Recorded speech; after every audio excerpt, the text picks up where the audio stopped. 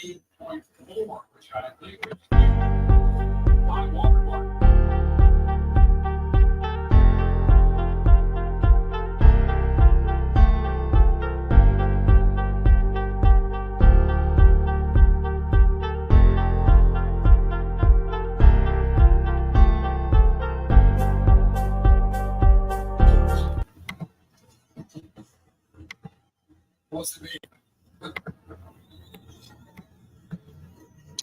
Sorry about that, guys.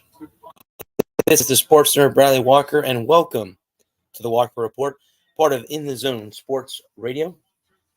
I'm sorry, my apologies. Part of NGSE Sports. Remember the website, guys. It's ngscsports.com for all your current sports content. We are also part of Mancini Media, the Game Winner Sports Network, the Snowman Multimedia Sports, and the Sports Alliance of America Incorporated. Happy Thursday, guys. Of course, last week we were not on here because of the 4th of July. So hopefully everyone had a good 4th of July. And yours truly will be in Las Vegas, Nevada next week. So I will not be doing a show. I might be doing a show, guys. We'll see how my Thursday goes next week. It'll be a little bit earlier, if anything. But I may or may not do a show. We'll wait and see when I get there, see what happens on Wednesday. Anyway, guys, we have two great sponsors. That is CreatingZenSpaces.com. It is the local choice in St. Petersburg, Florida for house cleaning, organization, decluttering, and pet sitting. It's about finding the peace within you and adding comfort to your life. And, guys, remember, Zen Spaces begins with you. Be kind to yourself and one another. We are also sponsored by Fun-Wags.com. Born from a near tragedy, a Fun-Wags mascot had a bad reaction from a store brand treat. We do make treats with 3 ingredients you can pronounce. Because in the end of the day, our fur babies deserve the best. Head on over to fun-wags.com to pick up these treats, not only for dogs, but for cats, rodents, and rabbits. Head on over there, guys, to fun-wags.com. And let me welcome in my two great co-hosts. Good evening, gentlemen. Good evening. Guys, let me ask you real quick. Yeah. How's everyone been doing? It's been a week since we've been on here, so how's everyone doing? Yeah. Good? Yeah, it was very well. Though we had a little bit of a scare in the hotel room, though. Oh no. Yeah.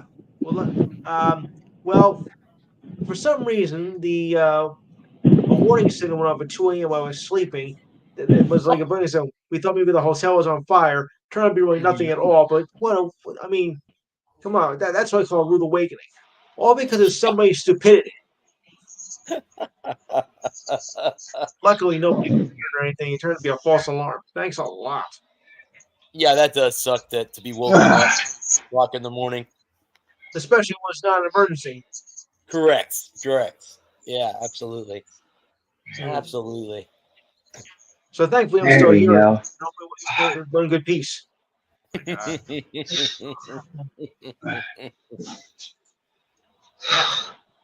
But yeah, guys. I mean, I know you guys both, got back with me on the group chat that we have about next week. I like I said, if I can do one, I'll send you guys a link. If I don't, then you know that I can't do one. I wouldn't expect one next week with you. It would be kind of cool to do one in Vegas. I'm not going to kid you. Yeah. I mean, I would be 3 hours behind you guys. So, he's keeping it. But remember, he's keeping it in Vegas. But remember, he's going to keep it in Vegas, though. What happens if Vegas goes out over the airwaves? It's true, too. But if you wanted to do it earlier, it would have to be 5 o'clock. Yeah, 5 o'clock our time, 5:30 our time. For me, would be best. Okay. If you wanted to do it earlier, 2:30 out there in Vegas. Okay.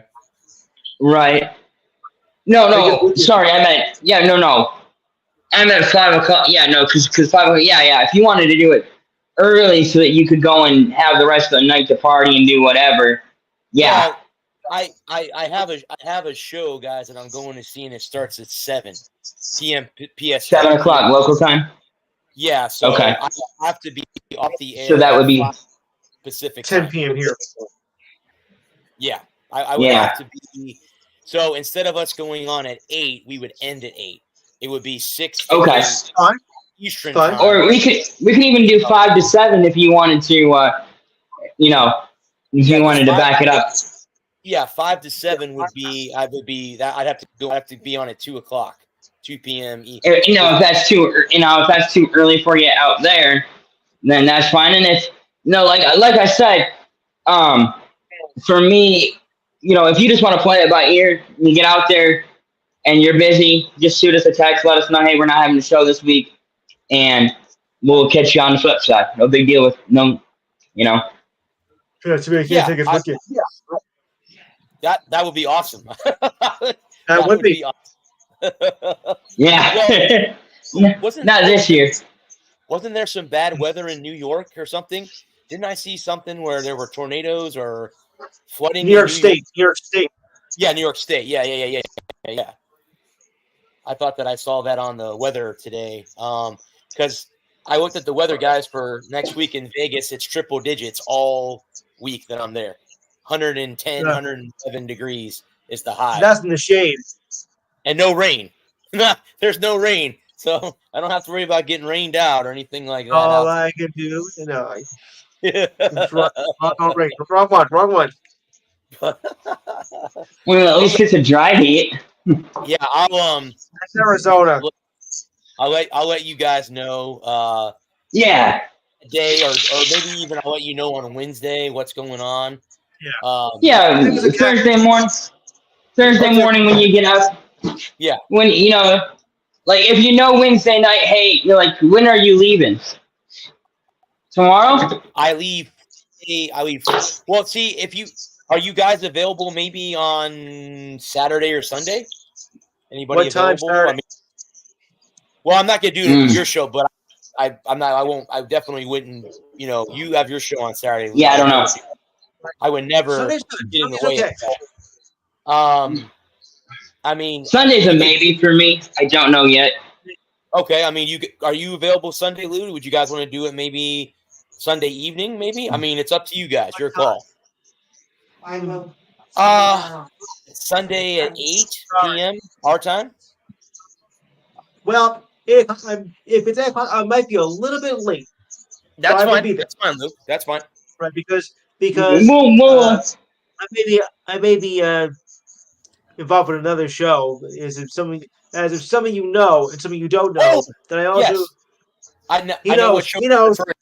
I know what show your show you're referring to, Luke. He knows, the folks. baseball show. The baseball show.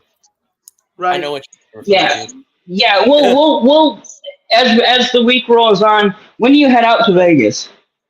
I leave Monday at 10:25 our time, and I have a stop in Dallas, Texas, and I will arrive in Vegas 3 p.m. PST. So it's like a 7.5 hour flight time on the delay in Dallas. But then coming home, I leave at 5:30 p.m. Pacific Standard Time and arrive back here at 1 p.m. Eastern Standard Time. Or 1 a.m. And what day? Yeah.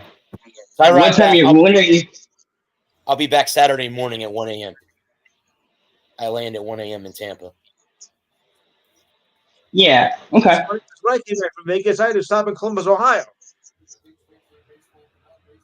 Flying from Vegas to Columbus to go back to Jersey. That was a stopover. Okay. Yeah, it's originally we were supposed to leave at like 5:25 a.m. from here, but since we can't check into the condo that we rented out there until 4 o'clock their time, we would have been dog tired getting off the plane at like 10, 12 noon in Vegas and have to wait 4 hours. So we said we changed our flight. So then we were supposed to fly to Denver and then go to Vegas. Now we're flying to Tampa to Dallas and then to Vegas from there. So never been to Texas. Home. I'll chalk Texas off the list of places I visited because I haven't been to Texas yet. So I'll be in Dallas. Texas and Are you taking the check red eye? that. I'm Are you going to taking be the red looking for Dallas Cowboys stuff in the airport. And check Vegas and Nevada and Texas off the list. Yep, I would definitely check both of those off the list. And yeah, 2 states I haven't been to yet. Yeah, nice. Okay. Yeah, no. So we'll get back together on Wednesday or Thursday morning and see how you're feeling and what your Wednesday night, Thursday morning, and we'll play that by ear. And if we can't, we'll see about Sunday evening, Sunday afternoon, Saturday mid afternoon, so we don't bump into Lou's show. Sounds good to me, Wes. Depending on I flying back into Tampa at 1:00, which would be 10 p.m. Pacific. So, you probably still be wired for sound for a couple hours after you get off the plane, and then you're a 40-minute drive from the airport. From the airport, probably 20-25 minutes. Okay. Gotta warn you, those. So you're gonna get home. So you're gonna get home about 1:30, 2 o'clock. Yeah, I got to pick up luggage and all that crap. And right. As you know, Bud, you picked me up in Nashville. You were circling the airport 3 times before I got my damn luggage. So no, what happened is I didn't know how to park at the airport, and I got scared, so I went around the block. Oh, gotcha. Okay. That's what happened. That's why I ended up going around and coming back in, is because I got scared. I didn't want to do it wrong, and I was in the wrong lane. Wrong lane, so I just aborted mission and circled the block and came back around, and I figured out how to load up. That's what happened. Which ended up working out fine because you were still waiting on your luggage. I was. Yep. Yeah, that's why I circled the parking lot because I was scared because I wasn't sure. I'd never picked up I'd only ever been picked up from an airport. I had never picked up someone from an airport, so I didn't know I needed to be in the inside most lane, and I was and trying to get from this lane to this lane ain't happening, Captain. And so I just made the executive decision to abort mission and come around and go about it that way. But yeah, so I probably won't get home till 2:30 probably by the time we get home. Right. And depending if I'm tired or not, we'll see what happens on Friday out there. Yeah, because by the time you get home, it's only gonna be by the time you get to Saturday, you'll finally have been adjusted to Pacific time, and it'll be time to be flying back in. Yep. And so you'll only be midnight for you, and so it'll probably take you a couple 2-3 hours to wind down. So yeah, as it did for me. Yeah, that's the thing that everyone tells me is when you fly out there, when you come back, it takes you a day or two to get back to the time zone again and get used to the 3 hours. So take a red eye. No, yeah, I mean, you know what, Lou? I'll be honest with you. Of all the times I've flown, I've always wanted to take a flight like that, and I've never gotten the opportunity to take 11 o'clock midnight flight out of an airport. So you'll be sorry. I flew out of Chattanooga. I flew out of Chattanooga to Memphis, and our scheduled flight time was 6:40, but it was so cold that they ended up having to de-ice the plane, and it took us we ended up sitting on the runway for an hour before we actually took off. But then we made our connecting flight, and we landed in Memphis like on time. We ended up in like 20 minutes early. So Cool.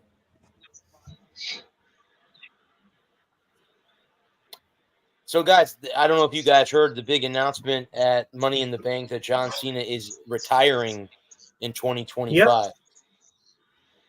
He is. He said that he's still going to wrestle until WrestleMania.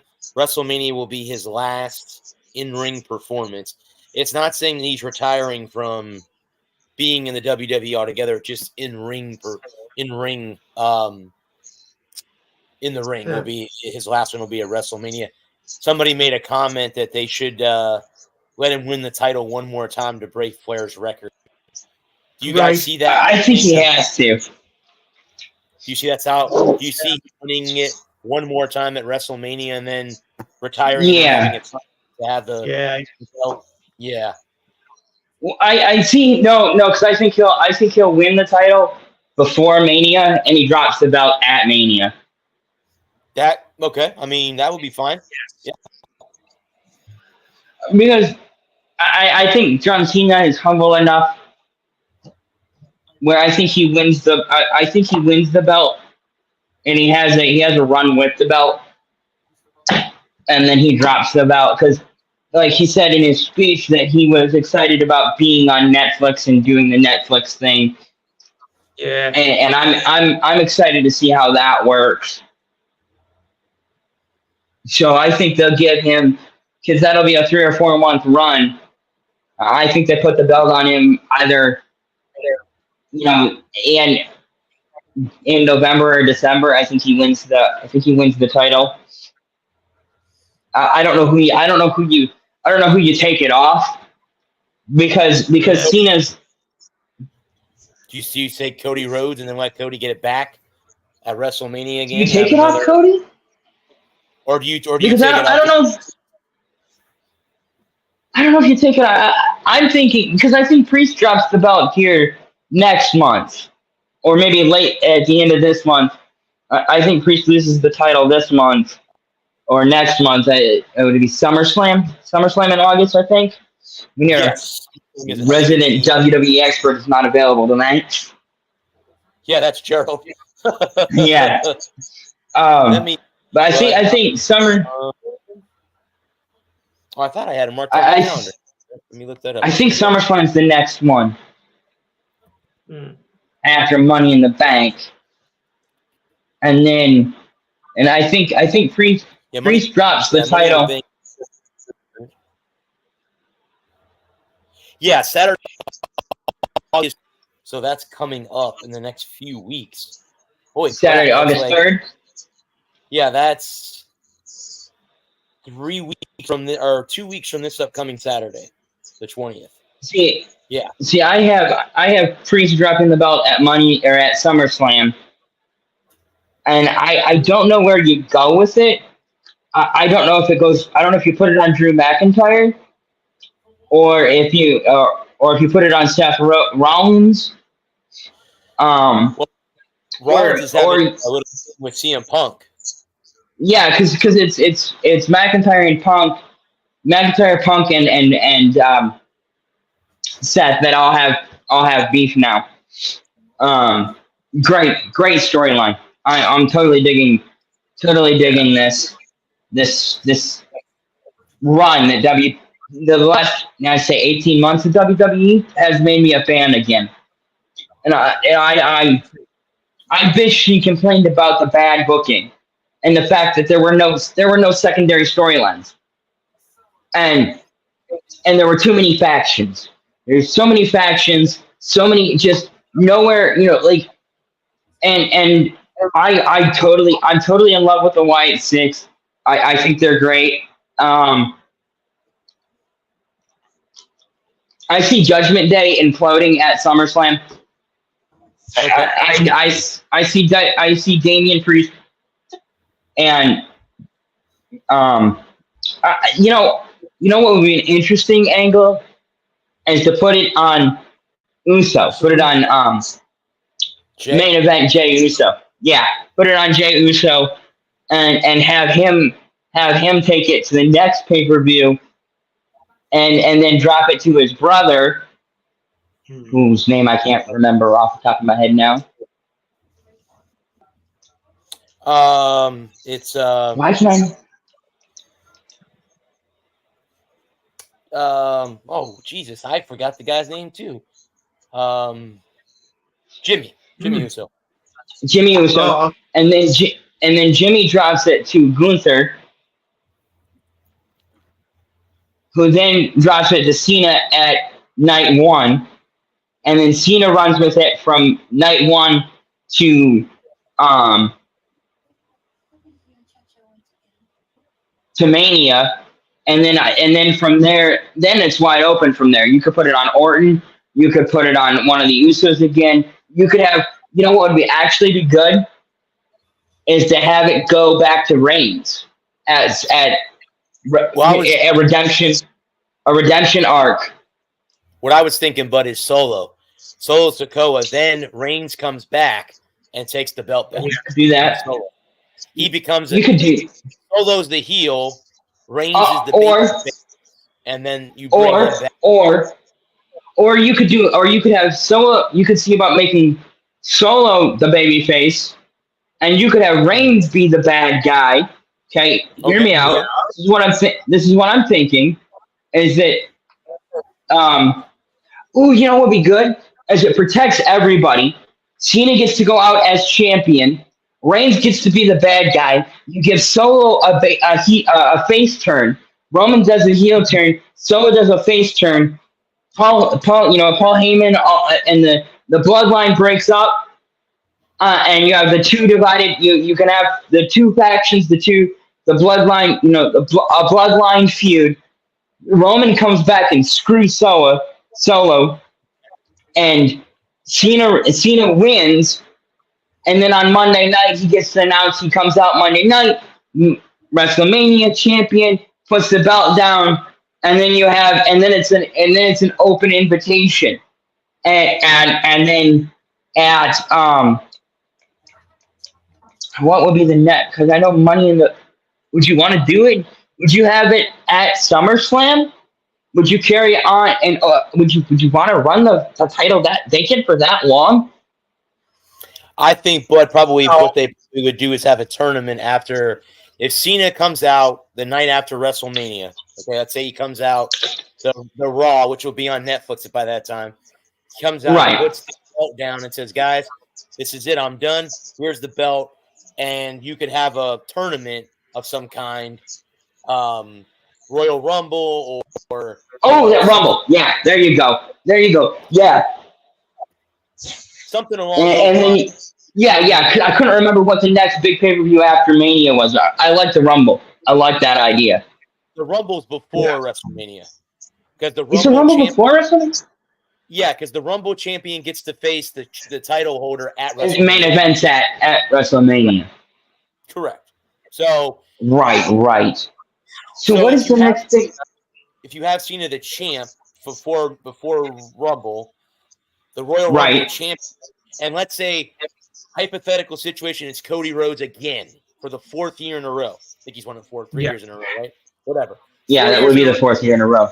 He gets the title back, or it's CM Punk or Seth Rollins, because Seth helped Cody last year at WrestleMania, so it would be kind of interesting if the roles were switched, and this time Cody helped Seth win the belt. So we'll see.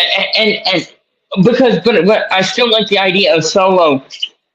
Or you I still like the other guy. Well, because you could put it on. You could put it on Cena. You put it on Cena at night 1. Cena has a run with it. He dominates, just destroys everybody.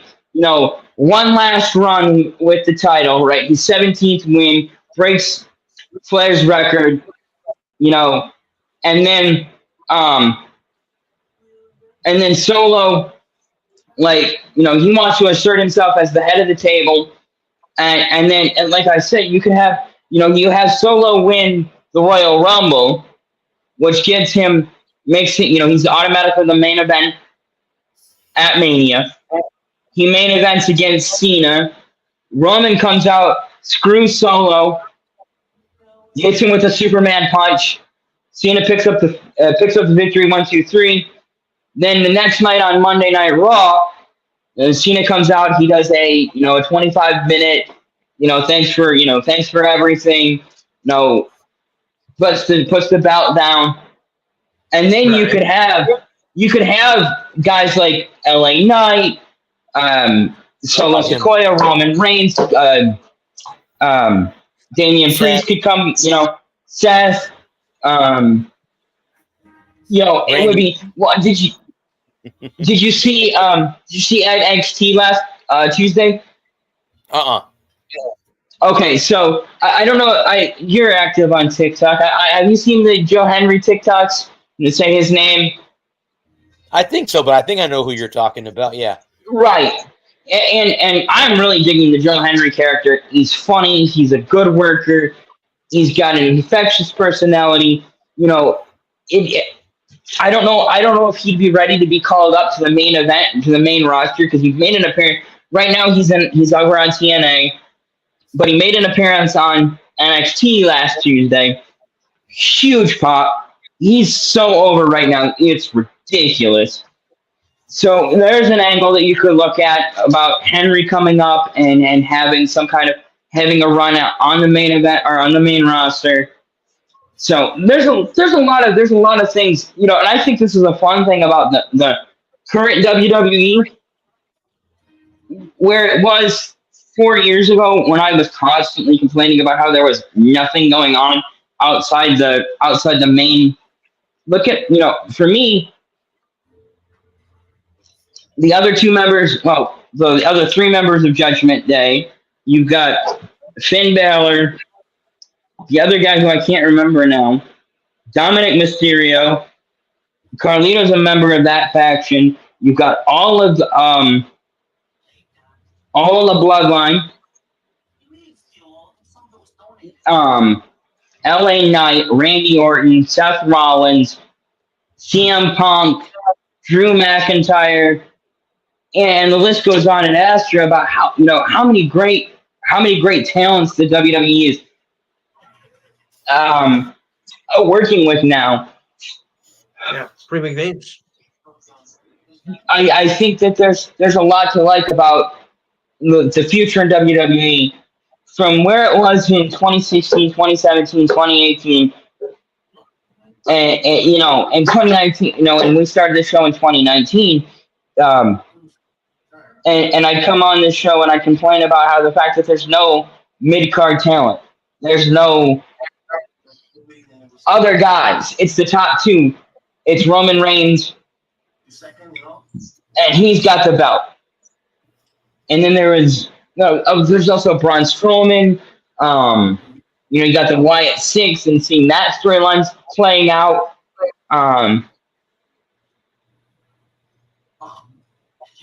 There's so much, and then you got all the guys on NXT that are interesting and seeing them come up, and then developing new talent from there. The new talent, because I've always seen NXT as a feeder system, right?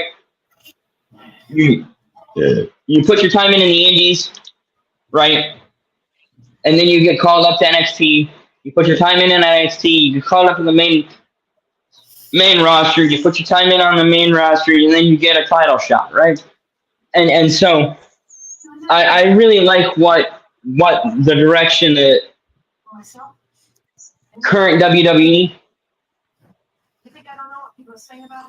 And from what I've heard, I was gonna say, but you gotta thank Triple H for all this, because since he's taken over, that's all that's happening. So it was a long time. Well, getting in trouble, but still, you know what I mean? Yeah. I was gonna say I want to thank Vince McMahon for being a dirty old man. So you could say that. You could say that. Yeah.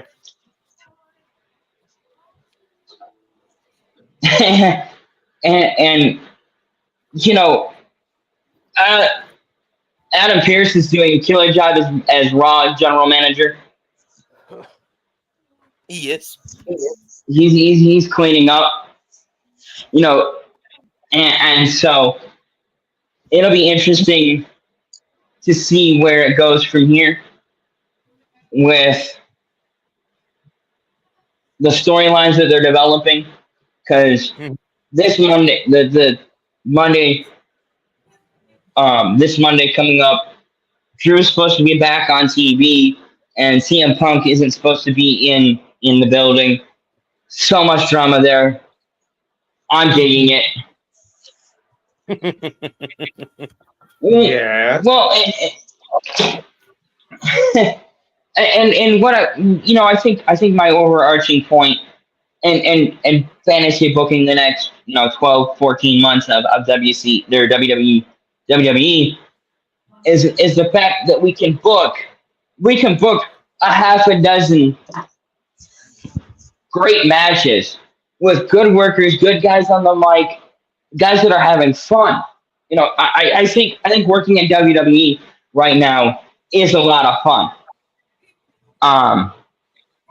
They're having fun in the wrestling business, and it's not just it's great promo work, it's great wrestling work. I mean, the spots are huge again.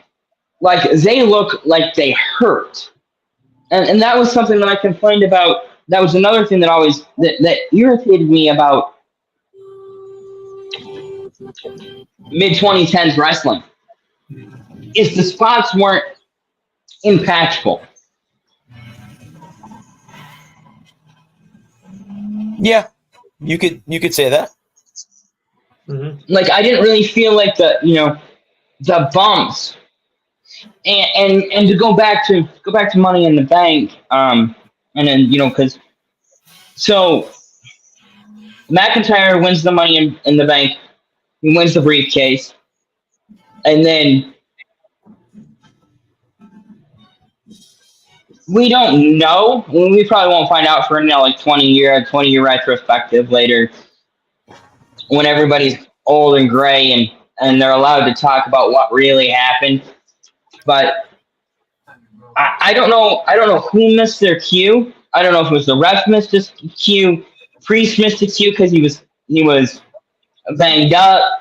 If the guys in the truck missed the cue with McIntyre's music supposed to have hit.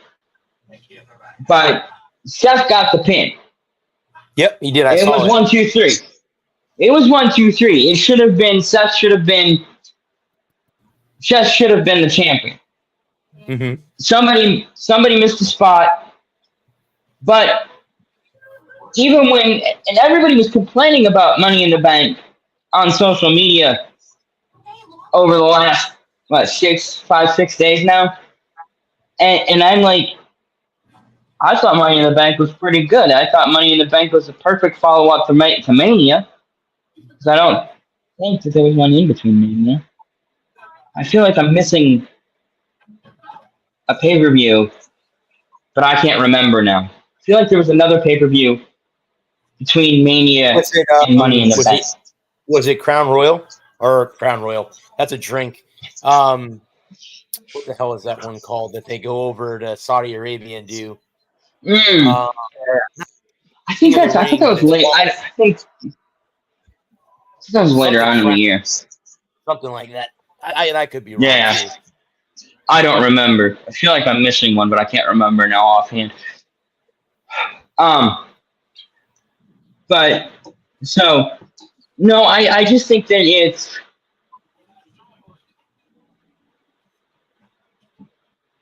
it's fun again.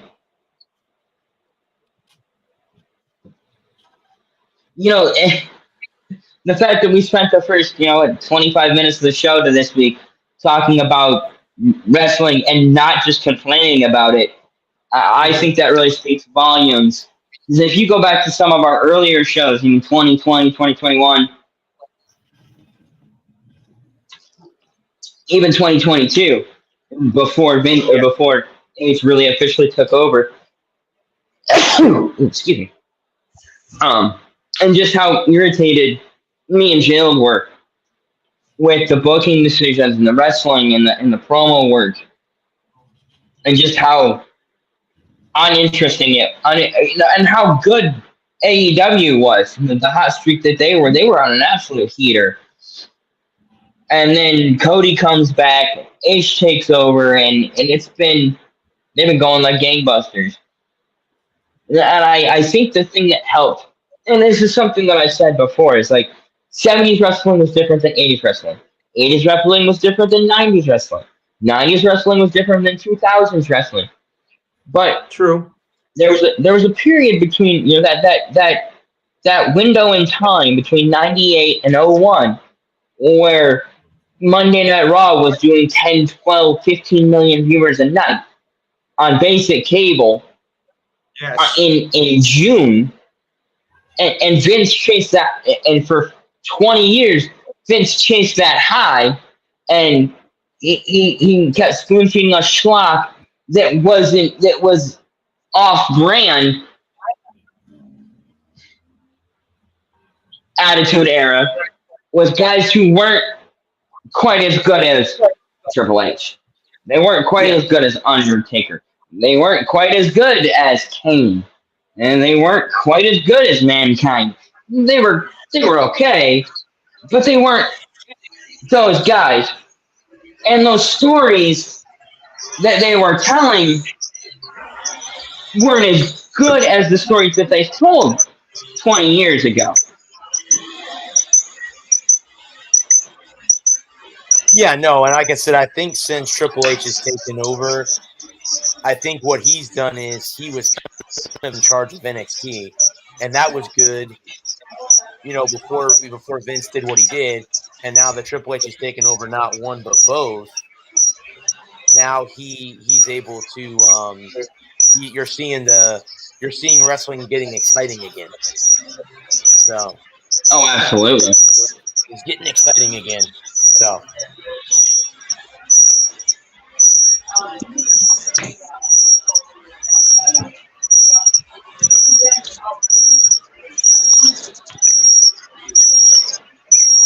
But yeah, I mean that was the big thing. Was him announcing his retirement. Well, his in-ring retirement will be in 2025, but we'll see what happens between now and then with that. I wanted to. I got these articles off of CBS Sports.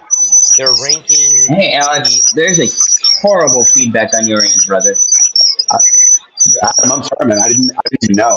I hear it too. You want me to jump back out? Yeah, step out and come back in. I have no idea what it could be. Let me leave. I'll be. Oh, there we go. No, it's good. I'll be You're back in a good. second. All Okay. right. Yeah, I was gonna say, where was that sound coming from? My dog was like looking at the computer screen. Anyway, guys, I was hoping it would go away, but it was going right through my head. I have the list of the how they rank the coaches in SEC, ACC, Big 12, and Big 10. Do you want me to go ahead and read those and see if you agree or disagree? Which conference do you want me to start in out of the four? The Big 10? Big 10, yeah. Big 10? Okay. Yeah, well, that was the big conference. Okay,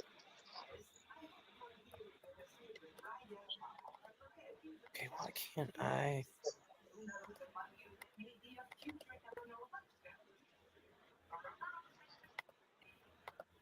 Okay, let's see here. All right, hang on a minute. I'm going to have to do this a different way. Let's see if we can bring Alex back in. There's no feedback.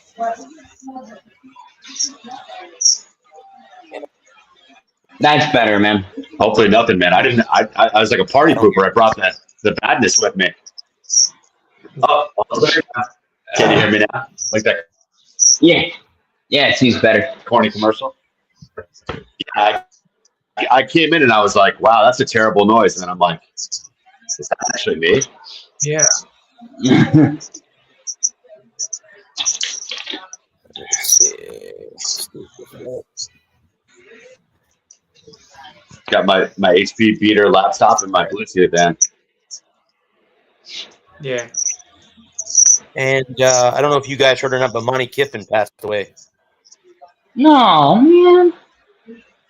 at 84 years old. Yeah, he passed away today at 84. Lou, what's up, All right. buddy? That stinks. Yeah, let me see here. Monty was a good one.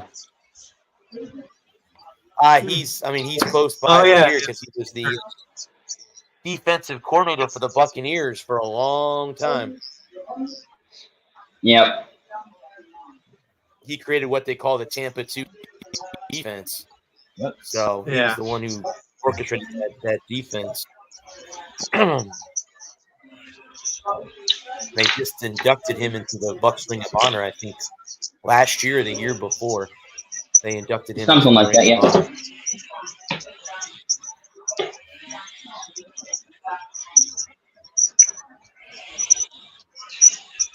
All right, let me see if I can.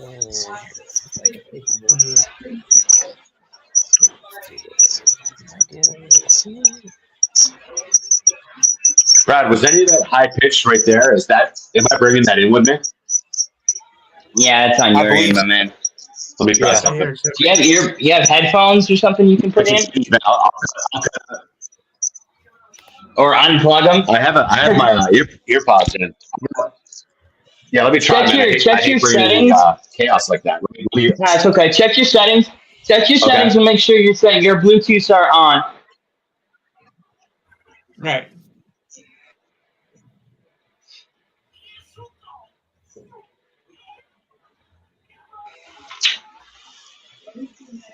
Okay.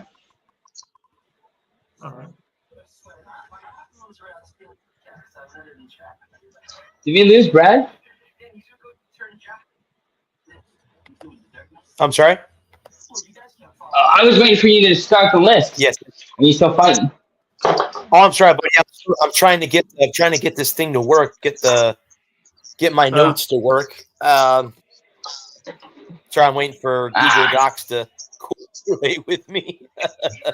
Yeah. The magic of technology. You gotta love it. I know, right? Right. Most of the time, yes. Say something, Alex. Yeah, I'm trying to. Checked everything, Brad. It should be okay. If it persists, I'll just cut out. It wasn't meant to be. If it keeps going, Much better. but it Much should better. be okay. Perfect. Yeah. Clear. Well, It's that clean and sounds green. a lot better because there's Jeez. no What a no mess, man. in the back. No chirping. No chirping. Okay, so this is the Big Ten. Cool. Okay. Okay, so here's what they have. Number 1 is Ryan Day.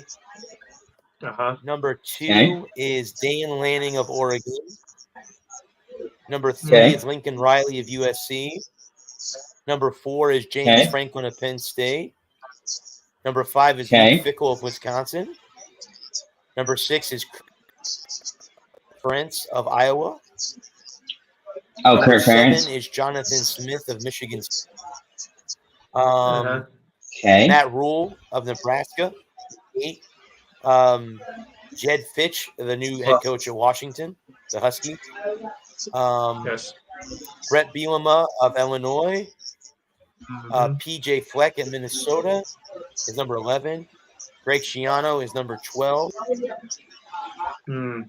Mike Loxley is at Maryland. Kurt Signey, Indiana. Sharon Moore at Michigan, and David Braun at Northwestern. And actually, you know why Moore That's a is so bullshit low list. ranked? Here's what it says right in the first sentence. Moore is only ranked this low due to the lack of overall experience as a head coach. It's They're not garbage. ranking him that low. How can you put it? How can you? Down there because of his? How can you put James Franklin over Sharon Moore? Right. Or I number mean, 3, you got Brett Bielema. You got Brett Bielema over him. Mm-hmm. Yeah. I mean, they've got all Christ. but one coach over him. The only You coach you that they got don't him have at over 15. him is Northwestern's coach. You got him at 15. He went 4-0 last year as the head coach, and beat Mm-hmm. and beat. I forget who they beat. Bowling Green. I think Bowling Green is the first one, but then he beats Penn State in Happy Valley, beats a game Maryland team, and beat Ohio State. And they played their best football against Ohio State. The most put together, when they had to have the most put together game, you're gonna have him again. You're gonna have him behind Kurt Ferentz, a guy who stunk. An Iowa team that barely managed 3 points a game, and only won 10 games because their defense scored 40 points. Mm-hmm. You, That's like I said, but that I Luke Fickle's done read the nothing. article. I'm like, yeah. Look, okay, fine, Well, fine. If you want to put him I would say compared to everybody else in the Big Ten, if you want to put him behind Ryan Day, who he's got to win against, debatable. He hasn't played Oregon yet. We'll have to see. Okay, fine. But you're going to put him ahead of Lincoln Riley? Are you kidding me? Lincoln Riley, a guy who's gone 7-5, a guy who went 7-5 against the god awful Pac-12 last year, with the best player in college football. Give me a break. Oh, his body of work is too small. What has Brett Bielema done in the last 8 years at Illinois? Right. I mean, who's the guy who they put behind him? Who was it? Was it the guy at Rutgers? Northwestern. David. Oh, Northwestern. Okay, they put the guy at Rutgers ahead of him. Northwestern. Greg Schiano at 12. Schiano's at 12. You have Schiano at 12. Schiano at 12. Yep. Well, they have Kurt. All right, that's fine. That's fine. We just Indiana ahead of him too. Who's done nothing? He's a brand new head coach. Yep. Okay, that's fine. That's fine. You want to play that game? Then we can play those games. We'll see you on the field in August. Well, actually, there's 18 teams, but because you have Ryan Walters of Purdue and Deshaun Fox of UCLA as 17 after David Braun. I thought a little bit, yeah. Oh, okay. I thought there was only 16 teams. I forgot we had 14 already. But yep, yeah, they added 18 teams in the Big Ten next year. Right.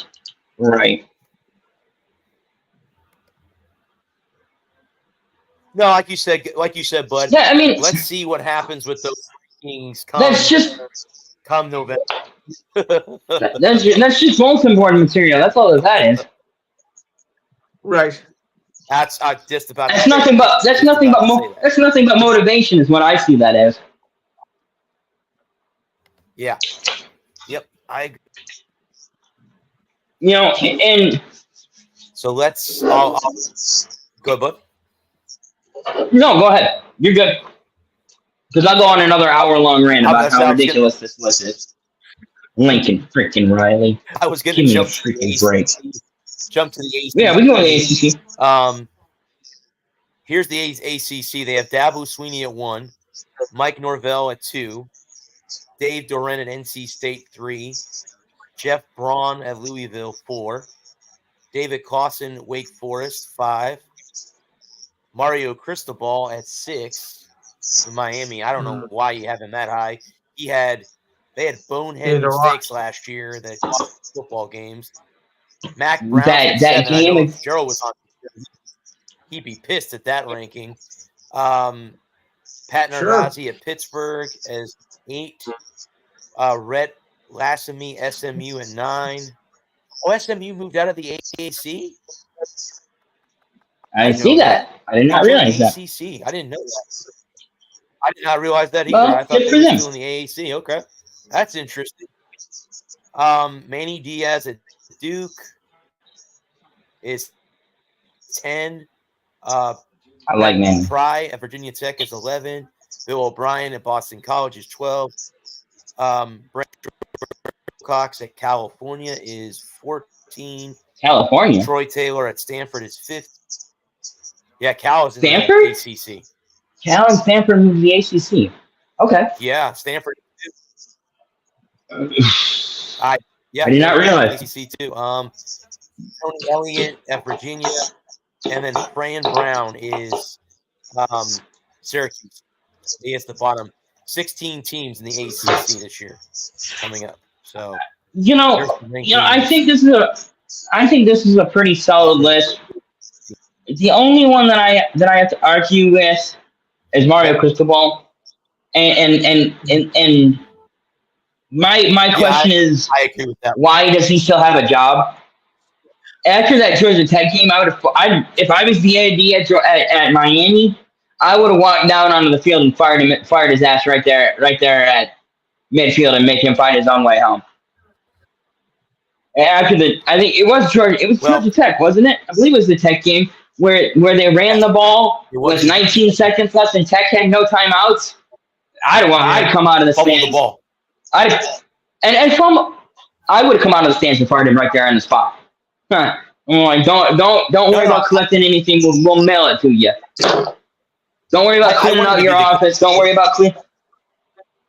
Well, you can fire him this year after USF beats him in Tampa. After the Bulls beat there Miami, you go. Then you can fire him. Then you can fire him after that in Tampa this year. I mean, that's the only. I would move him down to about 10 because he's going to have to show me a whole hell of a lot more than he has in the last 4 years. Right. Like there's some coaches. There was Manny Diaz at Duke is an interesting one. He was the DC in Miami or in Penn State. He was the DC at Penn State last year. I'm interested to see how he handles running a team. And that's my biggest gripe between these two that we've done so far is that you're going to put Sherrone Moore at 15 below Manny Diaz, who hasn't coached a single game as a head coach. Okay, sure. He was head coach in Miami. He was head coach in Miami before he went to Penn State. He got fired. Okay, so he gets fired at Miami, and then gets fired at Penn State, and gets the Duke job. I forgot he was the head coach in Miami. I didn't realize he was head coach in Miami. Yeah, I want to say, but if I'm not mistaken, he was there for 2 or 3 years before he got booted. Okay. I forget what their record was, but his last season, obviously not that good. Not bad. He would have gotten fired if he would have had a great record. Right, you would think. But yeah, I don't Mario Cristobal in the top 5 in the ACC. No, in the top 6. No, I have an issue with that, and I have an issue with Moore being so low on the list too in the Big Ten. But again, this is CBS's, their opinion. Here's the Big 12. Okay, so you have is Kyle Whittingham at Utah, which I understand that one. It's a pretty good football team. Now, a new conference though. You have Lance Leopold of Kansas 2, Chris Kyleman, Kansas State, Mike Gundy, Oklahoma State, Sonny Dukes, TCU, Matt Campbell, Iowa State, Willie Fritz, Houston, Gus Malzahn, UCF, Neil Brown, West Virginia, Joey McGuire, Texas Tech, Kalani Stiaki, if I'm even pronouncing that name correctly, BYU.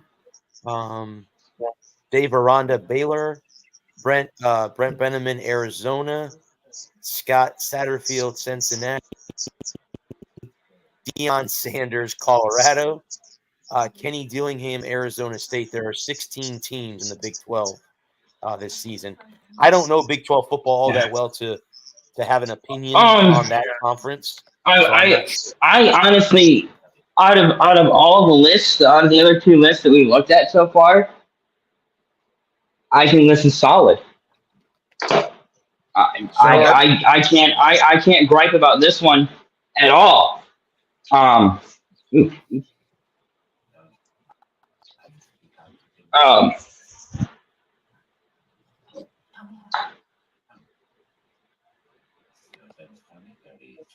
Yeah, no, I think this is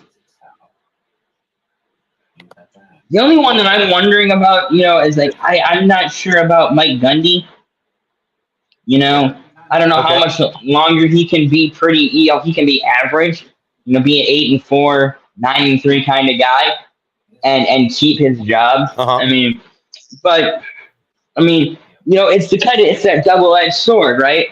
It's that who's better. Mm-hmm. Who's better that you can go get that's going to come in and take your 9-3, 8-4 program and turn them into a 10-2, 11-1 championship caliber football team.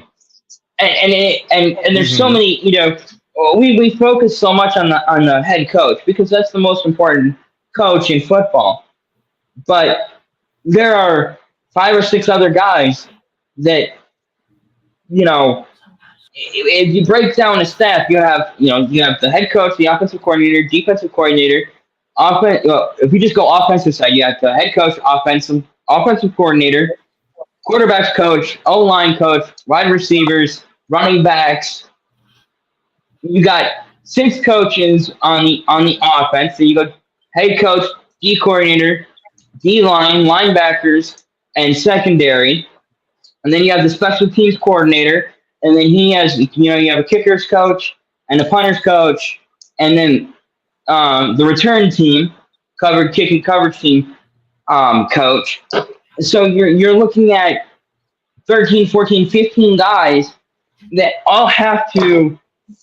you have to get in harmony for 13, 14, 15, 16, 17, 18 weeks now, depending on, if you go, let's say you go 10-2 and you're going to play all 4 or 5 bowl games, or if you go 10-2, you've already played 12 games and you got another 5 games on top of that, you're going to play a 17-week season.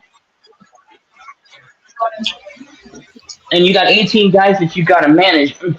Being a head coach is so much more than just pushing buttons. It's trusting it's finding the right guys and matching personalities and recruiting and everything that goes into it. That I would say that being a college head coach is tougher than being an NFL head coach in many regards. Yeah, 100%. I could agree with that. You add the recruiting element, which is just paramount. Recruiting is everything in college. Gundy, it's not. Let Gundy coach at Alabama. He might have a few more 5-chip players. He might be winning 12 or 13 games a year. I'm not a Gundy fanboy. I'm just saying it's a product of where he is too. But yeah, the coaching, Adam was right. I think it's younger players. Now, NFL, yeah, sure, you're going to have the egos, guys playing for money. College can be more rewarding, but I think there's a lot more, like Adam said, the recruiting piece is huge. If you can't recruit, you're dead in the water.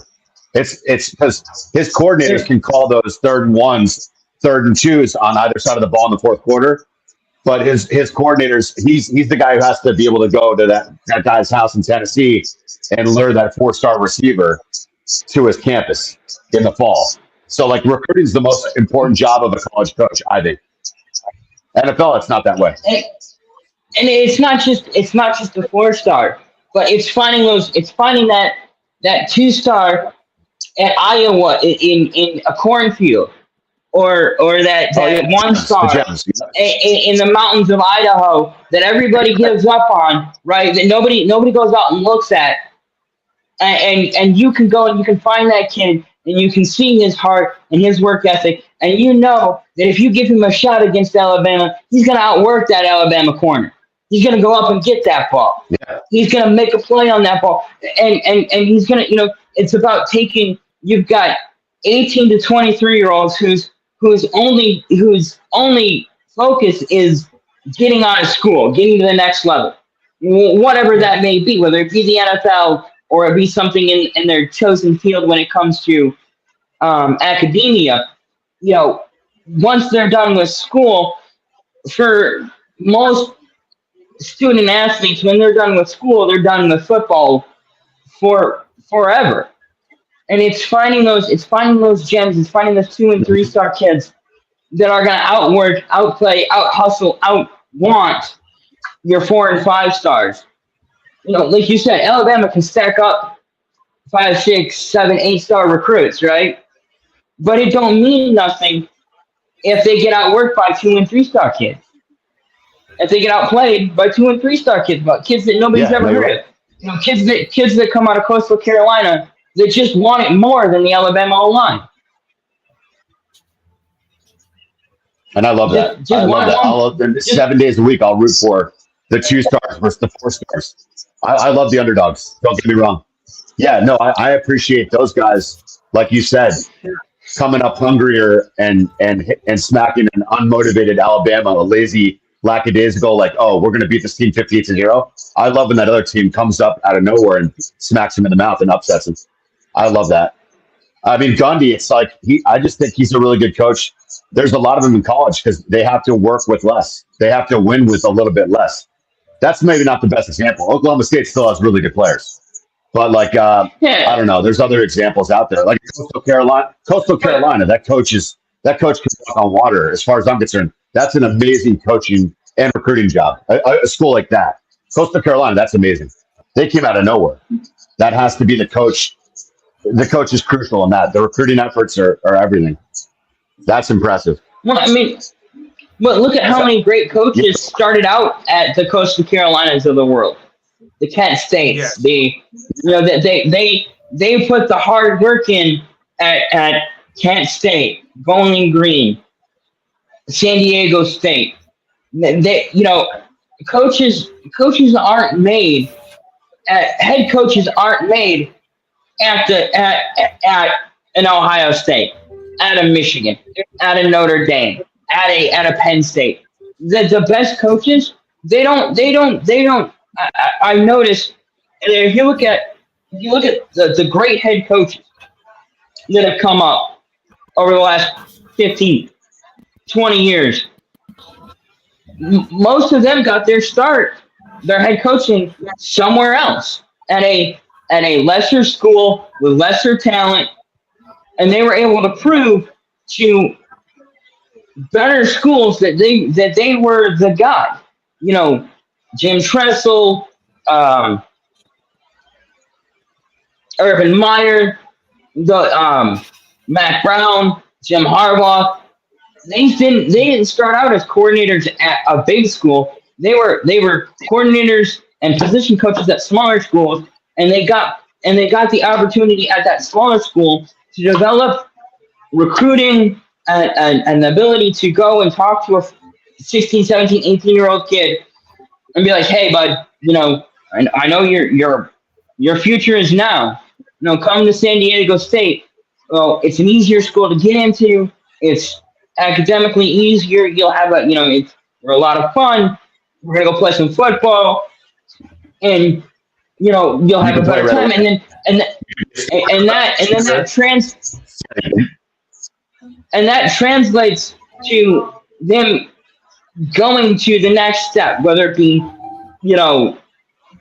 Urban Meyer at Florida or Jim Harbaugh at Stanford, and being able to continue that recruiting barrage and getting those kids that were continuing to get those kids of a higher quality to come to that bigger school and building those schools into big. Dabo Swinney, no, it took him 10 years, but when he finally got the kids that he needed, he was winning national titles, beating Alabama, beating Nick Saban.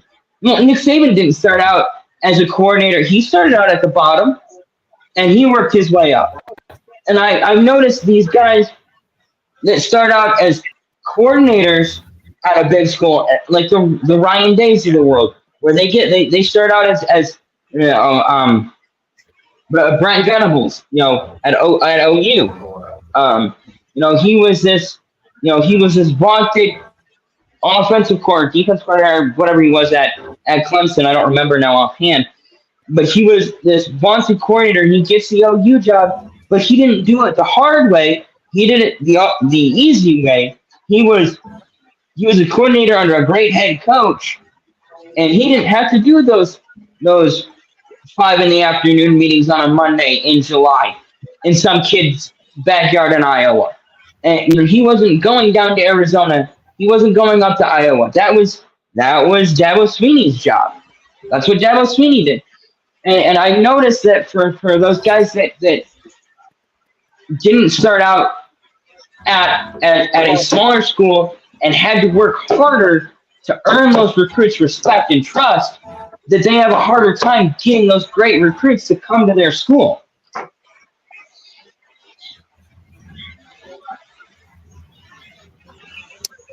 Here, guy, I agree with that, but here's the SEC.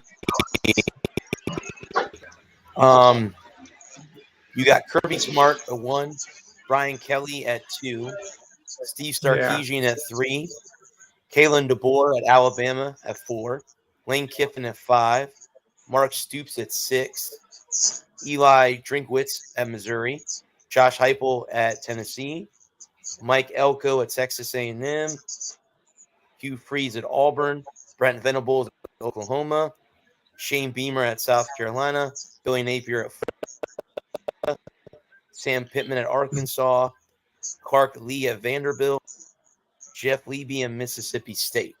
So those are the 16 teams that call the SEC home this year. So that'll make all of Tennessee mad.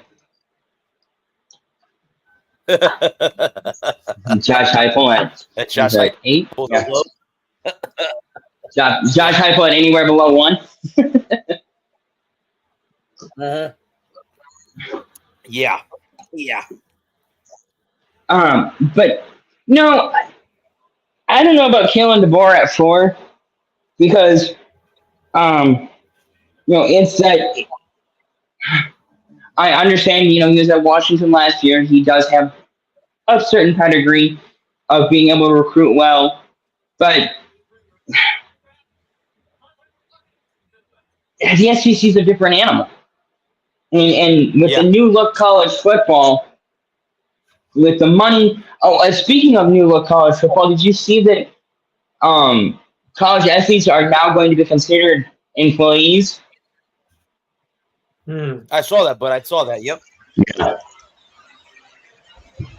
I think you got to give props. I know first year it's like it's results driven. He hasn't coached a single quarter in the SEC, but I mean, I think the ex-Washington coach. I mean, think about that. He really brought that team to national relevance. There are a couple plays. I know they had Michael Penix, Romeo Duze, but he really did. He vaulted that program into national stardom. I like him in the top 5. He could totally flop. I could totally be dead wrong, but Adam, you're of the belief he's got to go out and earn it for a year first? I think it's too early to put him at 4. I would argue that you flip him with Josh Heupel, honestly. Yeah. And I'm not exactly a Josh Heupel fan. I think he's overhyped. Pun intended. Don't believe the Heupel. Don't believe the Heupel. No. I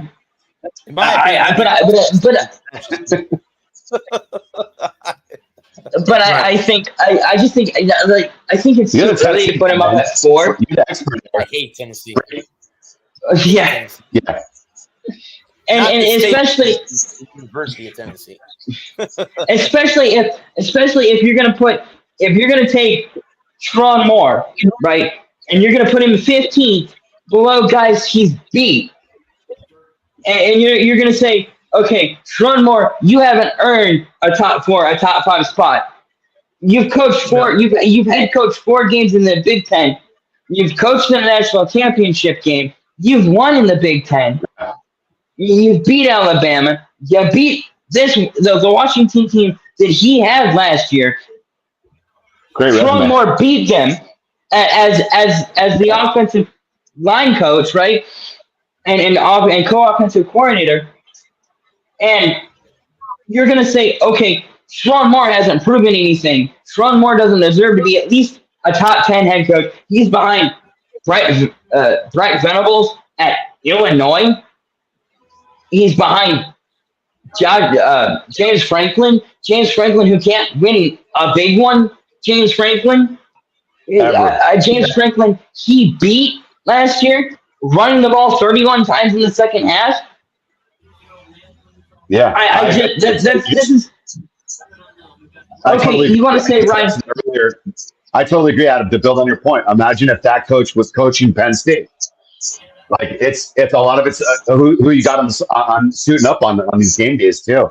That coach would kick Franklin's ass if they reversed teams, if they switched roles. Yes. You know? I could live with Kalen DeVore at 4 if you put some respect on Sharon Moore's name. I mean, and as repping my Michigan here all year, and I will continue until at least week 2.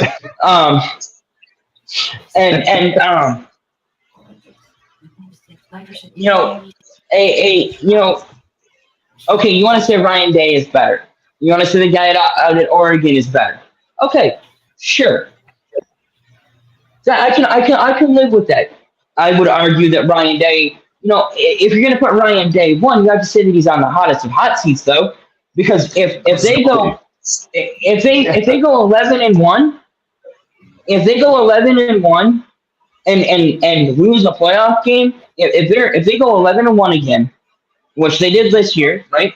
And when 11-1, their only loss was to Michigan in the regular season. And then of course, everybody sits out the ball game. So, you take that with a grain of salt. They didn't have Marvin Harrison Jr. They didn't have the quarterback, his name escapes me now. All their defensive players sat out. So, okay, fine. We're gonna we'll throw the bowl game out. We're not gonna count it because it was essentially a postseason exhibition game. Okay, so we're going to throw that game out. We're going to look at the 12 games that Ryan Day coached. In those 12 games, he was 11-1, and the only game he lost was to Sharon Moore. And you're going to sit here and tell me that Sharon Moore doesn't deserve to be top 5 because he hasn't shown you enough? Yeah, it's ridiculous. Okay, sure. I'll say this in their defense, Devil's advocate, Sharon Moore hasn't had to recruit yet. Sharon Moore hasn't been the recruiting guy. Okay, so we'll see in 2 or 3 years where this Michigan team is. Yes, they have a rebuilt offensive line. They have questions at quarterback, but everything else is solid. They got that front 7 is going to be dynamite. The back 7 is going to be dynamite. Returning Will Johnson, returning Rod Moore, returning Mason Graham and Kenneth Grant, who absolutely wrecked Alabama's offensive line last year. Absolutely wrecked the Joe Moore award-winning offensive line of Washington. And that this team has every reason to believe that they can compete for back-to-back. And the only thing that remains to be seen between now and January is 4 tough teams. You get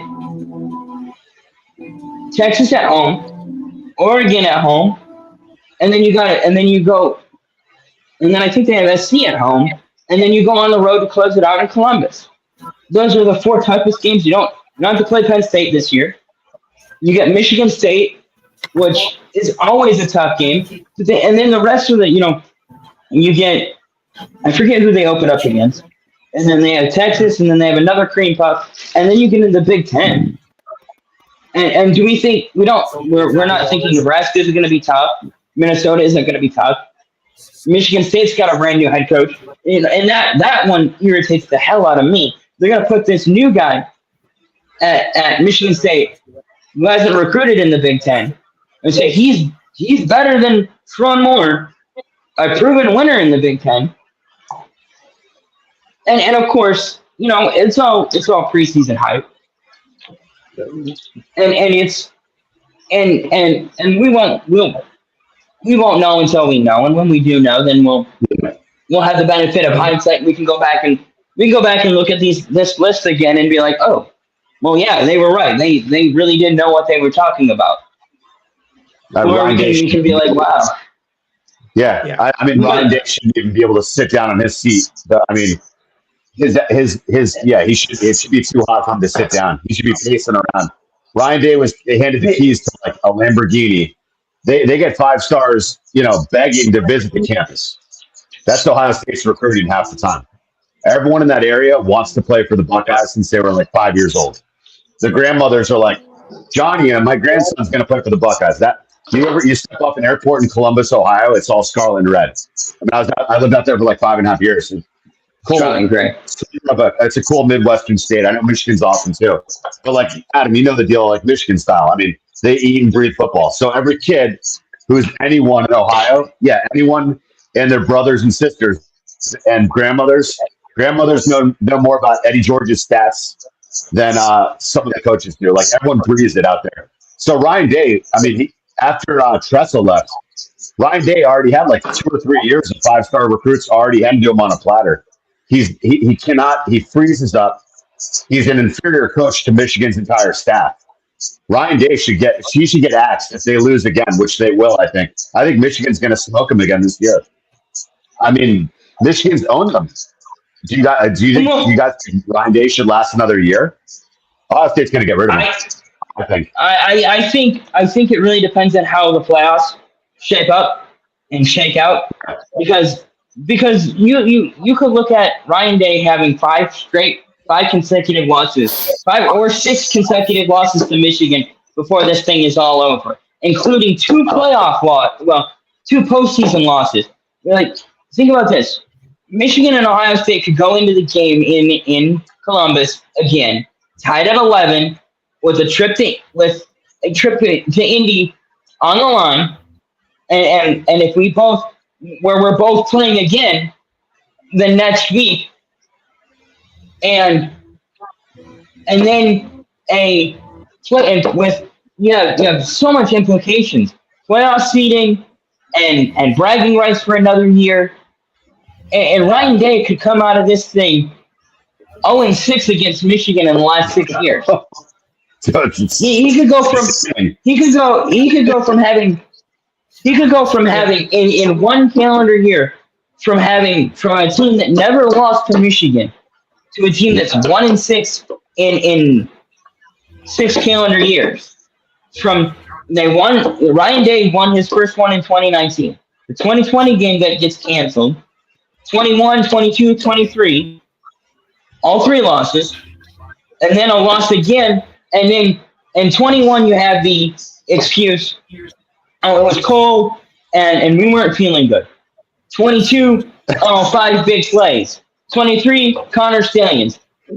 What do you have in? Okay, so if Ryan Day loses straight up to Michigan again, in Columbus for the second time, for the first time in 50 years they lost back-to-back games in Columbus? Ryan Day. He's out. I don't know. I don't know if he coaches in the Big Ten championship game. I don't know, man. If they lose, because I don't know what other excuses you can make up. Because in 21, you're like, oh, it's cold. It was cold in Ann Arbor. It was snowing, and they were under the weather. 22, 5 big plays. Connor Stallions. 23, Connor Stallions. And they do all our plays. And honestly, the Connor Stalions thing really isn't a factor because long before that Ohio State game, Connor Stalions is out of the picture. Jim Harbaugh is suspended, right? Jim Harbaugh's in Ann Arbor, is at home, not allowed to interact with the team on Saturday. Can't have contact with the team. And Sean Moore flat out coaches Ryan Day's ass. Oh yeah, Makes the right in the last 90 seconds of that game. Makes the right call, kicks the field goal, gives up a couple of big plays. One was fluky that there was that catch fumble that could have easily been ruled incomplete, set him up 3rd and long. It was ruled a catch fumble. Then on the very next play, big pressure in his face. McCord, that was his name. McCord can't get the pass off. Ron Moore picks it off. Ball game. And then you can't say, well, Connor Stalions wasn't there. Connor Stalions had been fired and blackballed by the NCAA. Jim Harbaugh was suspended. All the hoopla and the talk in Columbus. We're gonna go up there and we're gonna hang. 20 after the COVID year, right? Or during the COVID year in August. Ryan Day's talking all this smack. We're gonna hang 100 on him. And in 3 years they haven't even. And in 3 years they've only managed 74 points. it's awful. Yeah, no, he talks. He's one of those coaches. He talks like he's the king of New York, like all week to the Columbus Dispatch out in Ohio. He's so confident because he got the 150, 5-chip whatevers, and then on game days, the guy's like stoic. I'm sorry, he's not like serious. He looks like he's about to shit himself. He's always very like on edge. He's not really positive. And then Sean Moore's running around, pumping up people, hugging his players. Ryan Day doesn't do that. Ryan Day looks nervous. Ryan Day gets out-coached in big games. Ryan Day gets out-coached by better coaches in big games. Ryan Day can be if you stack up a coach on Ryan Day's level or below it. If you match him up with Luke Fickell, James Franklin, Mike Van Gundy, Kalen DeBoer, guys that are on his level or below him, Brett Benelman, he's gonna beat the hell out of Illinois 100 times. 99 out of 100 times. Yeah, Illinois is gonna find a lucky one in there. There's gonna be one every 5 or 10 years. An Indiana team comes out and just has a day where they make all the right plays. They get a couple of calls, they get a good bounce or two, and Ohio State gets knocked off. But when he coaches against coaches that are better or are better than him, whether it be what's my I just had his name. Georgia. Kirby Smart. Kirby Smart. Thank you. Kirby Smart. Kirby Smart or Jim Harbaugh or and Dabo Sweeney. When they match up against each other, and I would argue that Ryan Day is probably a top 5 coach in college football, except for the 4 or 5 coaches that are better than him. And I don't know. Is he better than Sark? Is he better than Kalen DeBoer? I don't know. Look at every draft. Buckeyes are as prevalent. They have probably more draft picks every year than Alabama. There's no shortage of talent in Ohio State, and he just looks. I'm telling you, he doesn't look really confident. The players are more confident than he is. Day's always just kind of like nervous. His coordinators are doing all the X's and O's. Day just kind of walks around like, hey, I'm just lucky to be the coach here. He's got a surplus of incredible talent. That's why he goes 11-1. He never wins the big game. He never wins that one. He's very good at coaching against equal or lesser talent, right? There you right. Go. Yeah. But when he's in a big game against a good coach, against a guy that's going to make adjustments, that's going to want to do things that are out of the box, that are creative. He locks up. Suspects. Yeah. Deer in headlights. He locks up. It's not even deer in the headlights. A deer in the headlights is unpredictable. You don't know what you're going to get from a deer in the headlights. Trust me, I've had several deer in the headlights. You don't know which way they're going to go. Ryan Day is far too predictable. You know he's not got the stones to go for it. He's going to punt. He's going to play it safe. He's going to be conservative. He's not going to attack. He's not going to press. He doesn't want to make the mistake. He's playing not to lose, not playing to win. Or coaching, I should say. Yeah, let me amend that. He's coaching not to lose, not coaching to win. And for 11 or 10 or 11 games, that's fine. But but do we think I think he's better than Lincoln Riley. I think he's better than I think he's pretty much on par with Josh Heupel. I think Josh Heupel might be a better coach, but I think Ryan Day's a better recruiter. And recruiting is so important until game day, Yeah. My one problem with that with Day, where I gotta just not totally throw a bouquet of roses and celebrate his recruiting, is again, that pipeline is built in. Any player that's scoring touchdowns when they're 10 years old, their uncles and neighbors are all saying, "Oh, Tommy, are you going to Ohio State when you're going to be 18?" That's a built-in recruiting pipeline. Ryan Day is probably sending some of his assistant coaches just to make sure that 5-star out in a farm in Dublin, Ohio is gonna sign. I mean, a Washington coach last year, the last 3 years, the Washington coach, I can almost guarantee had to recruit a lot harder to get Penix and those guys. Whereas Day he's inherited like a mansion, a Lamborghini, but he's got it made in the shade. He doesn't put in all that hard. I don't think it's a cush job for him. I think, and your team exposes him. I try to root for them, but I don't like Day. Michigan's got Day's number every day of the week. Well, it's like Harbaugh said after the game in 21. There are people born on third base thinking that they hit a triple. Yeah, exactly. That's what I'm saying. And hey, maybe Day's a great coach, but I don't think he's a bad. I'm not saying he's a bad coach. I don't think he's a bad coach. I just don't think he's great. I just don't think he's not in that he's not a next level coach. He's a great coach 9, 10, 12 games a year. But can he coach? Can he outcoach? Can he outcoach Dabo Swinney year in and year out? Can he outcoach Kirby Smart? Can he outcoach? Now that Kalen DeBoer is at Alabama, he's going to get those Alabama 5-stars. Yeah. Can Ryan Day outcoach him? Dabo Swinney has been on a downswing, but these things ebb and flow. Yeah, I mean, we remember when Florida had those guys, but Ohio State, look at the run. I mean, the draft picks Smith and Jigba, Marvin Harrison, probably the next Randy Moss, the best receiver I've seen in a decade at any level. I mean, they've had 5 number 1 draft pick receivers in the past 2 or 3 years.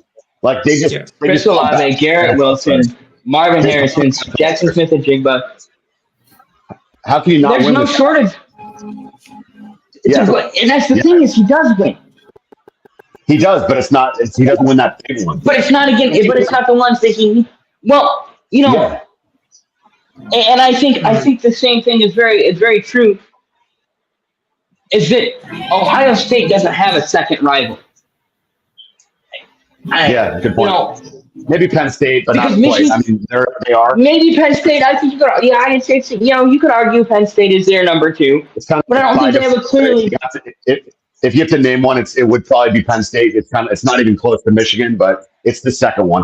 Yes. But it's not. But my point is that they don't have a second rival like Michigan State. They don't have an in-state second rival, a secondary rival that you know you're going to have to measure yourself against every year. Because if you lose to Michigan State, 9 times out of 10 you're not beating Ohio State. And so it's a huge measuring stick for Michigan is that Michigan State game at the end of October. The Halloween week it's a huge measuring stick because it's the first real cold weather Big Ten game. All the hype, all the atmosphere, and it leads into the last 4 weeks of the year. It's the kickoff to the end of the year. It's the beginning of the end. And Ohio State, say I wouldn't. Wisconsin, Penn State. It's not Minnesota. It's not the same. And James Franklin just is like cannot coach. Talk about a guy freezing up. He makes Ryan Day look like Vince Lombardi. I mean, they're both kind of whatever. James Franklin's like, oh, it's third and 5. Like, I'm scared to throw the ball. Let's run again. Let's just punt. That guy's that's the most timid coach ever. Like his season. Yeah. I think the thing that's saving James Franklin is that monster contract. Yeah, he's stuck in Happy Valley. They're stuck with him. They're handcuffed. Well, because they beat Michigan in 2017, and then in 20 and again they won the 17, and then we won. I don't think we played them in 19, and then they beat us again in 20, and cleaned our clock in 20. And then we smashed them in 21, 22, and 23. Or we might not have played them in 21. No, I don't think we played them in 21. I think we played them every other year, or like every other back-to-back year. So like 21, we didn't play them, and then 20 and 22, 21 and 22 and 23 did play them, and everybody's waiting for James Franklin to break out. So when is James Franklin going to have his moment? And I think there are a lot of guys. There are definitely a lot of guys at the bottom of these lists that deserve to be at the bottom of these lists for a very good reason. I think in a fair world, James Franklin is probably the 4th best coach in the Big Ten. The problem is the 3 guys or 4 guys in front of him are way better than he is. And that's a problem. Yeah. It's an interesting list. Do you want me to run through the AAC coaches, USF's conference? Sure. Yeah, absolutely. Now, this is Athlon Sports. This is not CBS. This is a different website. I was looking them up. The number 1 coach is Jeff Traylor at UTSA. Number 2 is John Summerall at Tulane. Number 3 is Jeff Munkin at Army. Number 4 is in Silverville and Memphis. Number 5 is Alex Golish. Number 6 is Tom Herman. Number 7 is Mike Houston. Number 8 is Mike Bloomgreen. Number 9 is Eric Morris of North Texas. Number 10 is Kevin Wilson of Tulsa. Number 11 is Ryan Newberry at Navy. Number 12 is Biff Poggi at Charlotte. And number 13 is Trent Dilfer at UAB. And number 14 is Stan Drayton at Temple. So those are the 14 teams in the American. So I think, you got to feel, as a U.S., not only as a USF fan and writer, you got to feel really good about Golish at 4. That's got to feel really good. Where we were, but I agree. Or I agree because either way. Last year they had him ranked at like 14. Right. Well, and I'm happy. Massive strides, momentum, recruiting. He's done an incredible job. Massive strides. And I think, but and that goes back to what I was saying about guys like, Urban Meyer, Jim Harbaugh, Jim Tressel, those guys that started out at the bottom in those lesser divisions with lesser teams having to work twice as hard to get, twice as hard as Ryan Day ever had to work for a recruit. Ryan Day, it gets recruits. He gets every 5-star kid from Toledo, from below Toledo, all the way to the Kentucky border or Tennessee-Kentucky border.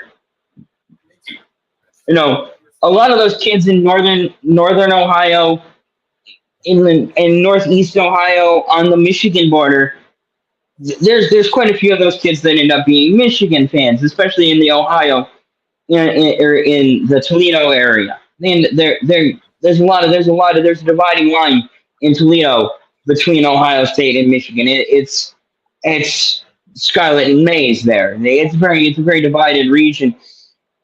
And and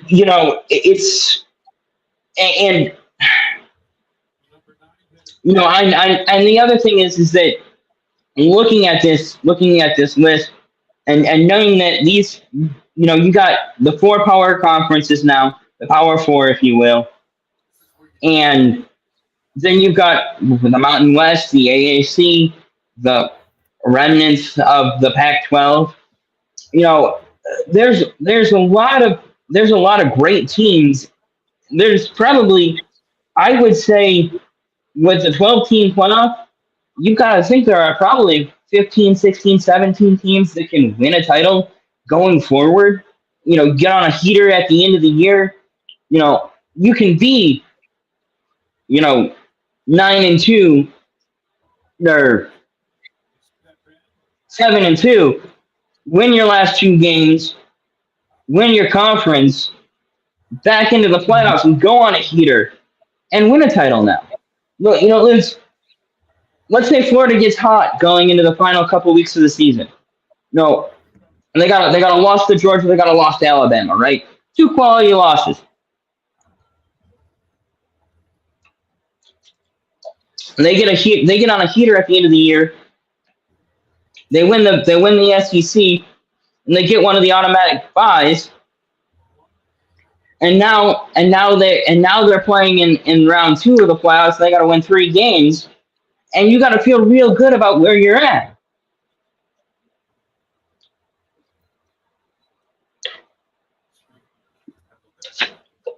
Especially if you have quality losses too, whether it be like Alabama, Georgia, Tennessee, Texas. I mean, again, I haven't looked at the schedule. We'll go into that. We'll go into that too later on, as we get closer to the season starting up. But I think USF can win 8 or 9 games this year. I really do. Yes. I can see winning 8 or 9 this year. And, Bring them out. we're not going to – probably won't beat Alabama. It would be great to do that. I think we can beat Miami. I really do. Yep. Yes. We have to play I think we played – I don't know if we played Tulane this year or not. I don't remember. I know Memphis is on the schedule. But, we can win more than 6 games. We won 6. Last year, won a bowl game. We hold the largest shutout record in NCAA history in a bowl game with 45-0. I think we can win 8 or 9 games. Now, will we be a playoff team? No. But you know what? It sure would be freaking nice to be in the American Championship game. It sure would be nice. You're getting stronger every year. You're getting stronger every year. I was just going to, Brad, is the Miami game at USF? Yeah, it's in Tampa. I'll be there. They're not dumb over there. The USF, they're going to have that sideline. They're going to have a lot of recruits there.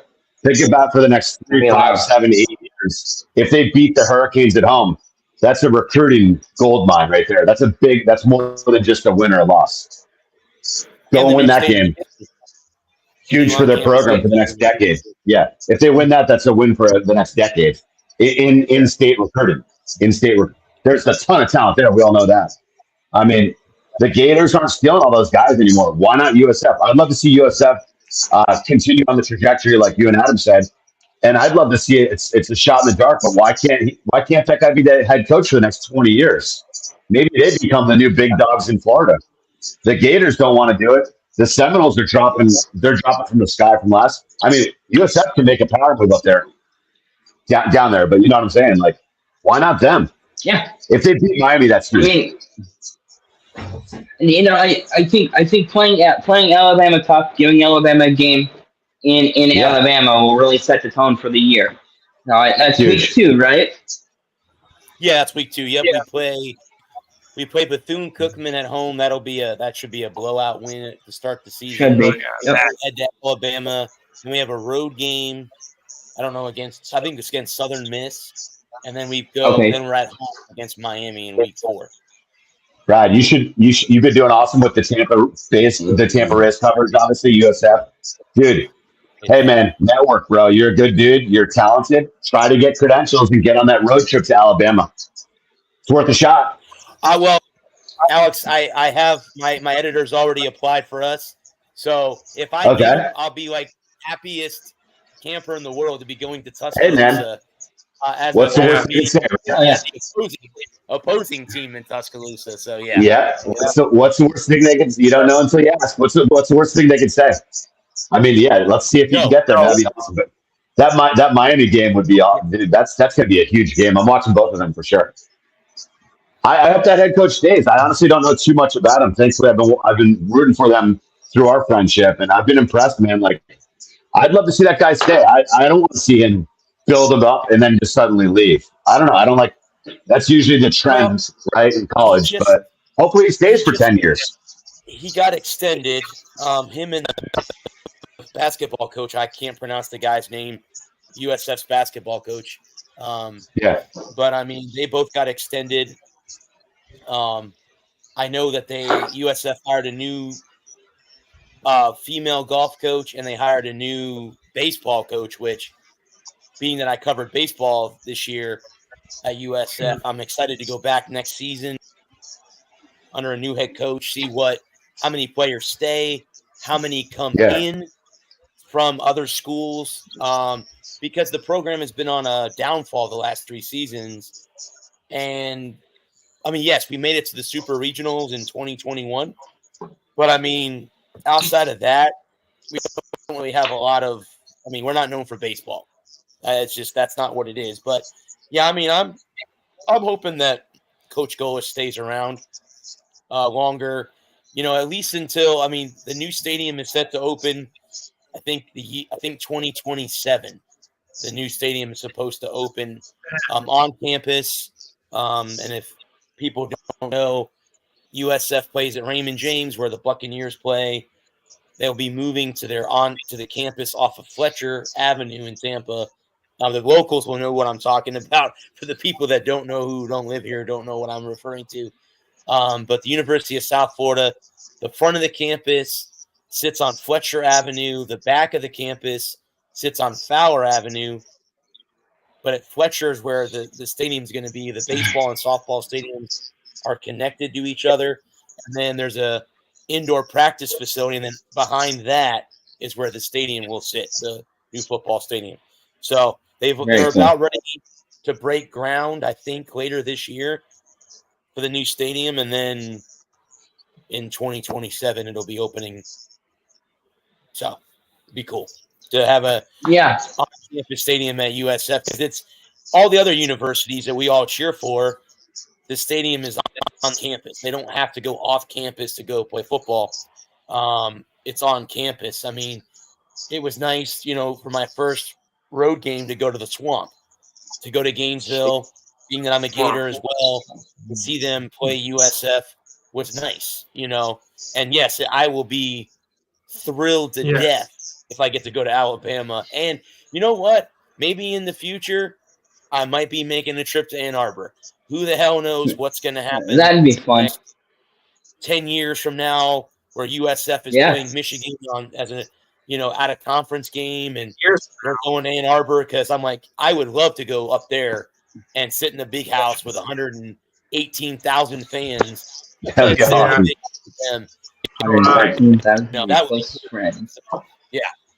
Yep.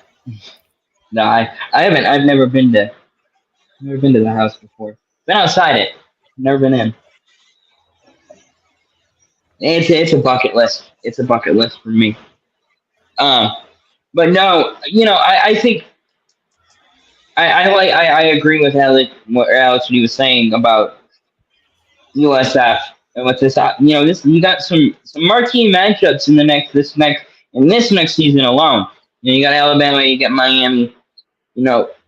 Games that you shouldn't win, that you have to find a way to win. And if there's ever a year to beat Alabama, I think it's this year. I think that you're coming off the 100%. playoff loss to Michigan, retiring Nick Saban, sending him off into the sunset with a loss. It's very satisfying. And this year with a new regime in Tuscaloosa, I think you have to be setting you have to set your sights high, and you gotta walk into Tuscaloosa with confidence. If you get waffle stomped, you get waffle stomped. I mean, you were expecting, I'm sure Alabama will be like a 40 point favorite. And if you can win, if you can keep it to 10, 15 points and play them tough and give them a game in a year where they should be trending down. I don't know if they will be trending down, but they should be, because it's an off year with a new coach and a questionable quarterback. Well, we don't know what quarterback we're going to have at Alabama, because Jalen Milroe was hot and cold last year at times. A new look offensive line. A lot of questions about Alabama. They're so susceptible. This is the year. Adam nailed it. They're so vulnerable. They're ripe for an upset. It's a great time to catch them if you're USF. This is If you're anybody.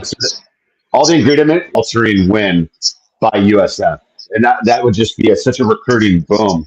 And then if they do that, imagine if they beat Alabama and Miami. If you beat Alabama, you have to beat Miami. They have to. If you beat Alabama, you have to beat Miami. Well, no. That's huge. Yeah. Last year we played Alabama here at Raymond James, and had it not been for Mother Nature, I think we would have won that game. We had the momentum right off the get-go, and we had a 2-hour rain delay, and everything went to shit after that. Alabama made adjustments. And yet you only lost by what, 7? Yeah, We lost 15-3. We only got a field goal. We had issues. We got down the field, guys, but we couldn't put the ball in the end zone. You know what I mean? You get down there, you couldn't put points on the board, and that's what. Yeah, that bad. And you have to do it against them. teams. You have to take advantage of that time. Yeah. You got against them, a team like that. Can't set up for at home. You're SOL, and that I think something that we learned. I think this year, if we do go there and it's a close game like it was the last year, we might be able to take them out at home. And like you guys said, they're vulnerable right now. New head coach, new regime, new head coach. New coaches all across the board. This would be the year to take it, and especially being in week 2, where they haven't got quite the momentum yet before they get into conference play. Oh, yeah. And, and that kind of thing too. So catching them early on in the season instead of playing them later on in the season is great. In my opinion. But like you said, I'm hoping I'm there. It's a great time this early in the year to play any heavyweight, but then you throw in the fact like we all know with that new head coach, that first month in Alabama, he might be switching running backs. He's trying to get his bearings. Maybe he's a little bit nervous. Boom, upset city. Yeah, and That's right. I mean, it's there for him. It's there for him. and it's an opportunity. It's a statement game, man. And I agree with you guys too. If we beat Alabama week 2, we have to beat Miami week 4. I mean that's Yeah, you can't beat one and then beat the other. Or if we do get waffle stomped by Alabama, 2 weeks later we need to waffle stomp Miami in Tampa. We need to come out Well, Yeah. and good. come out. So you gotta punch out. If you go out there and you black Alabama's eye, you give them a game. You can't come home 2 weeks later and shit the bed against Miami and get waffle stomped yourself. Go out there and play Alabama, and lose 34-17, and have a chance, and throw a pick, or throw a pick and give up a couple of late garbage time scores and lose 34-17. You can't then turn around 2 weeks later and lose 45-3 to Miami. yeah, Or you're gonna kill any hope of recruiting for the next 4 or 5 years. Even if you do, but then you have those 2 tough games early in the year. You 2 toughest games out of the way by week 4. Then you have to run the table, right?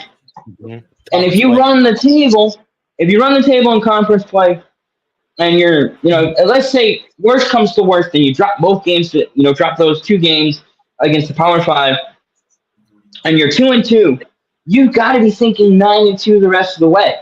9-2 ACC championship, AAC championship game At home. 10-2 season.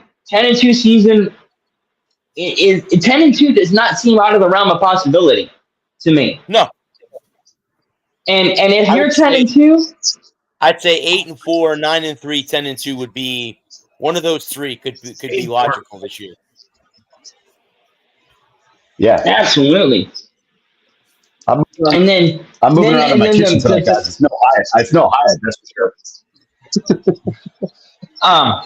and then I miss the golden 10 and all around 2. this beautiful background. And sorry, man. And then 10-2, you've got to back the Brinks truck up for Golish. You've got to make him an offer he can't refuse. Oh yeah. He's got to get extended again. And you've got to throw a whole bunch of money at him. Otherwise, he balks.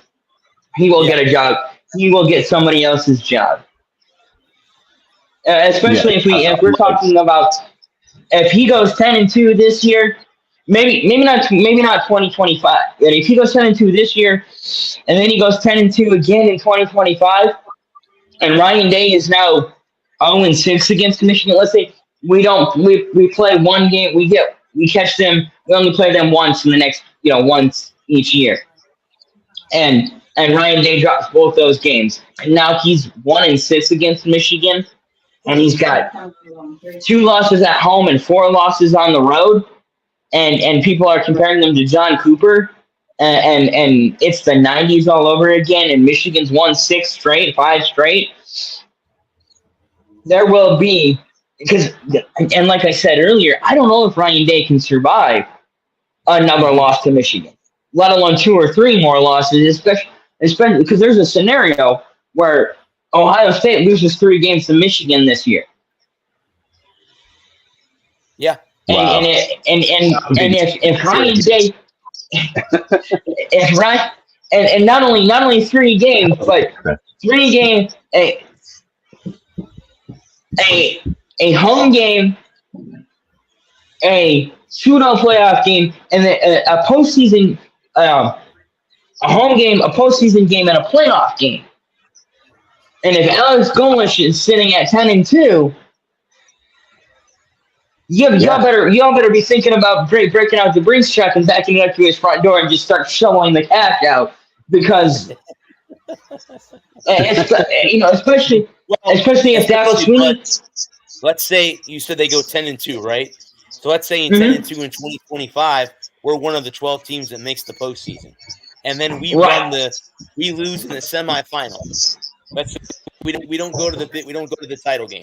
We lose in the final for the Final Four. Yes, if they don't back up the Brinks truck, he's gone. He'll go to some other team that's a bigger program that needs a coach, because Alex Golesh is a prodigy of Josh Heupel. Alex Golesh was at UCF when Heupel was there. When Heupel went to Tennessee, Golesh went with him to Tennessee, and then now Jeff Scott shit the bed here. They brought Alex Golesh, and everyone talked about Alex Golesh being the second coming of Jeff Scott. He's the same coach. Well, obviously not, because Scott could win more than one game, or 2 games in a year. First year, we win 6. So there you go, and we win a bowl. He's like the wish. He's like the wish. Because I'm looking at some of these names. You know, you got James Franklin has got to be on the hot seat. Luke Fickell at Washington or Wisconsin. You got to assume that his seat's warm. How about PJ Fleck in Minnesota? PJ Fleck could be in trouble. Dabo Sweeney, I don't know how, if they go 9-3 again and don't make the playoffs at Clemson, he could be on his way out. How much longer is Mac Brown going to want to coach? Mac Brown is getting old.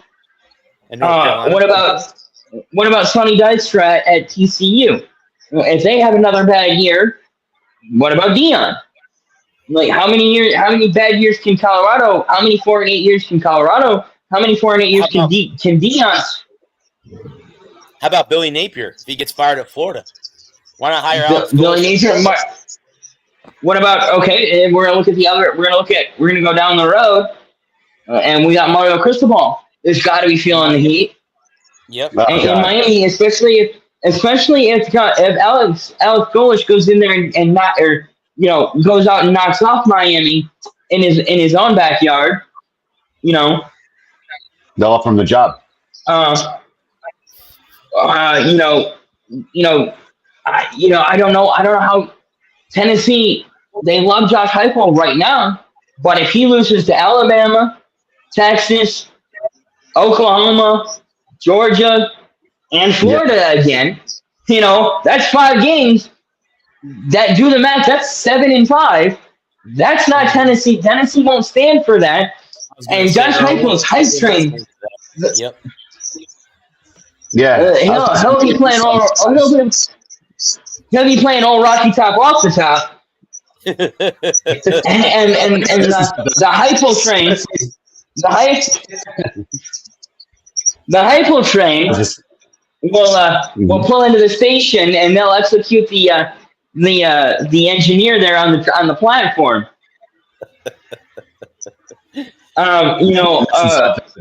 Maybe I'm missing something with Tennessee. Every year they're all hyped up, and then they just totally collapse by the end of the year. And that coach is like, I don't know enough about their program, honestly, but yeah, his butt should be kind of warm these days, I would think, because they're always hyped and they just don't. Last half decade, they haven't. Well,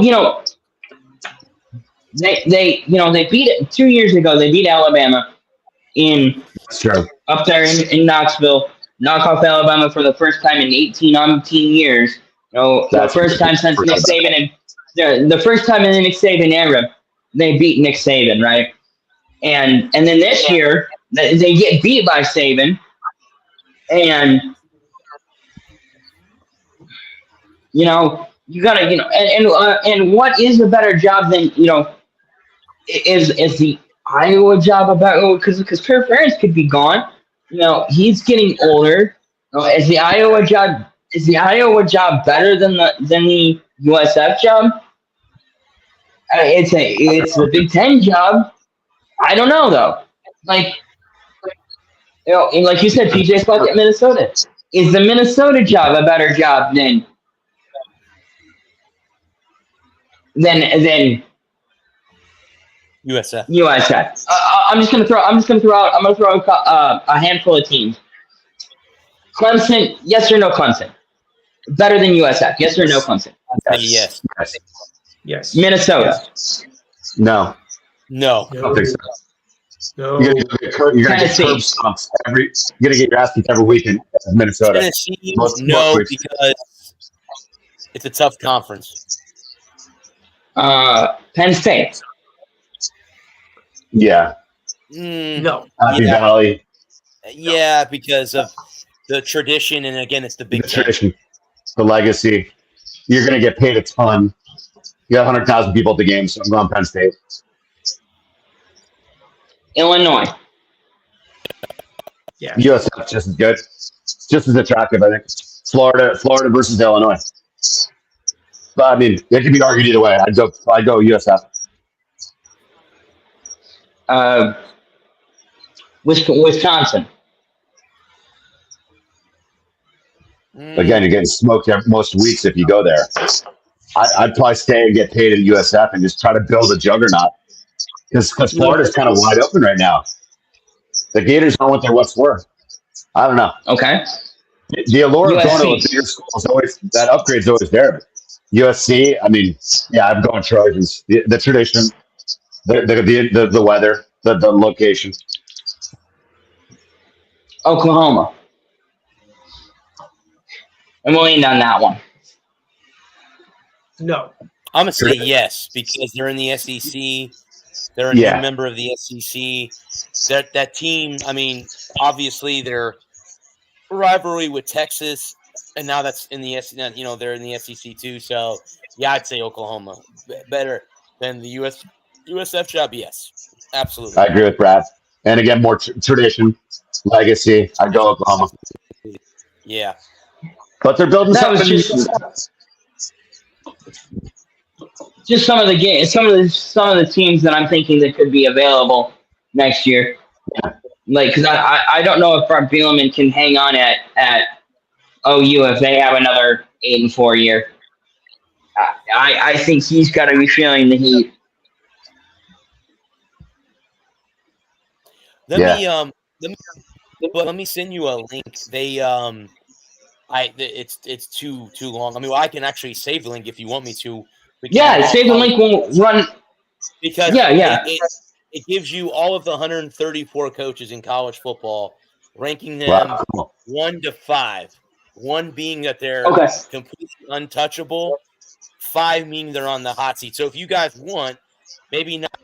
I don't know if there'll be a show next week because I'll be out of state. I'll be out of state. But at the following week, if you guys want to just do that show, just talking. Sounds like fun to me. I'll save the link and everybody can come on and we can go down the list for 2 hours. And we don't have to cover everything, but we can go down the list of the coaches that we know and say, yep, we agree with that or we don't agree with that. So we can do something like that if you guys want to. That sounds like fun to me. Sounds like a great show. Okay. And that'll be the show next not next week, but the week after. So the first let's just August, I think. Let's plan on that. Yeah. I think right now we should plan on not having a show next Thursday or next week. I think that would be our safest bet. And then we'll come back fresh. Next Thursday is the 18th or the 25th of August. We can do the show. We can do the college because if you think about it, that'll be about the time that college football is about to start because it starts September or the end of August. Yeah. We could. What do you think about this? Yeah, so 25th of July we do the coaches show, and then the 3rd of August we do a preseason show, a look ahead show. Yeah, why not? Yeah. For me, that sounds good. Good point. All right. Like I said, I don't know if I'm going to be able to do one next week or not. Yeah. I'll let you guys know. Yeah. But I'm going to be all right. Sounds good. But with that, I'm going to go ahead. Lou, go ahead and plug your show before we get out of here. All right. Enhanced Sports Show runs Saturday, 4 to 6 p.m. Eastern Time. Number is 512-543-4662. Got a big show planned. We're gonna recap the ESPY Awards, which are going on right now. I don't know if you can see this, guys, but I actually have a smart TV and I can actually stream stuff now with ESPN Plus and Hulu and all that stuff. So I pay attention to that. So we'll cover the ESPY Awards. We'll also do the last of the Home Run Derby and the All-Star Game because that's going to be on. Well, the Home Run Derby is Monday and the All-Star Game is Tuesday. And by Awesome Soccer, we're gonna preview Championship Sunday, Euro Cup, and the Copa America on the same day. That's right, the same day. I don't know why they thought of that, but they did. Don't ask me. NBA Summer League, or as I call it, NBA Summer School. We'll take care of that. I know it sounds insulting, guys, but that's the way I look at it. NBA Summer School for all you rookies and second-year freshmen who just suck. Ronnie. But put it this way, you suck. Well, something good. We'll also cover, of course, regular Major League Baseball, WNBA. There was something else involved too. By the way, next week's show is going to be on Friday, the 19th, because I won't be able to do the 20th, so I'm going to do the 19th, same time, 4 to 6 p.m., same number, just a different day, one time only. No, I'm not switching to Friday permanently, as some people thought it was. Wrong. This is just a one-time thing. Of course, we'll also have our usual features. This week in sports history, there was the biggest story of the week, the feel-good story of the week. This week in sports history, and of course, your thoughts and comments are always welcome. So remember, this week is normal, but next week is not. Next week will be Friday, 4 to 6. Number is, of course, 512-543-4662. I know it might be a difficult day, but try your best anyway to make it that day. Again, because I think we're going to need it. Okay. I might be sitting at the airport next Friday, so I might watch the show before I get on the airplane. So just to let you know.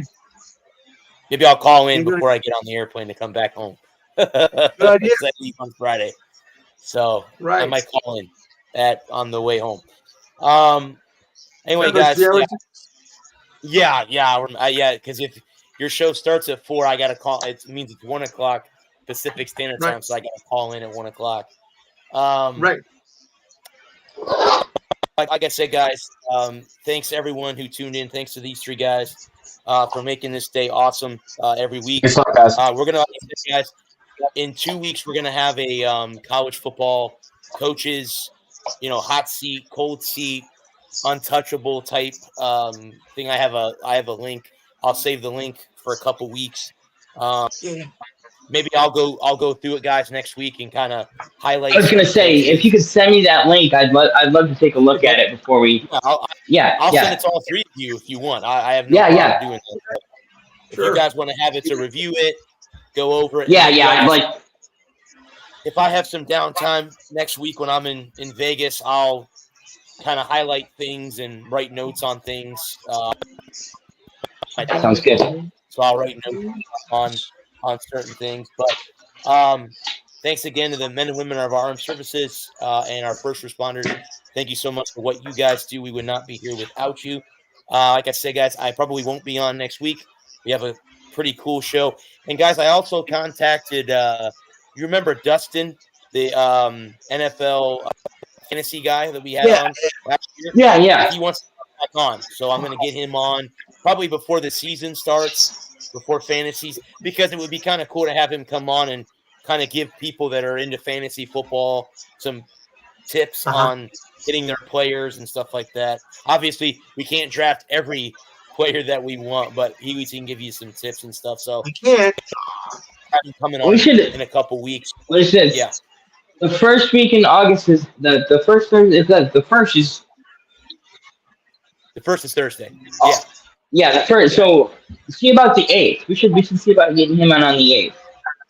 Okay, I'll message him, bud, and see if he can come on August 8th, and that way he can come on here. Maybe Gerald will be back by then. I know I messaged him earlier today. He's got some pretty good news in his life right now. So congratulations to him. I'm not bringing that stuff on the air. That's for him to share. That's personal stuff. So I'll leave that to him. And that's all I'm going to say about it. To announce that. I'm just going to say congratulations to him. Yeah. And I'm glad he's feeling better. Yeah, absolutely.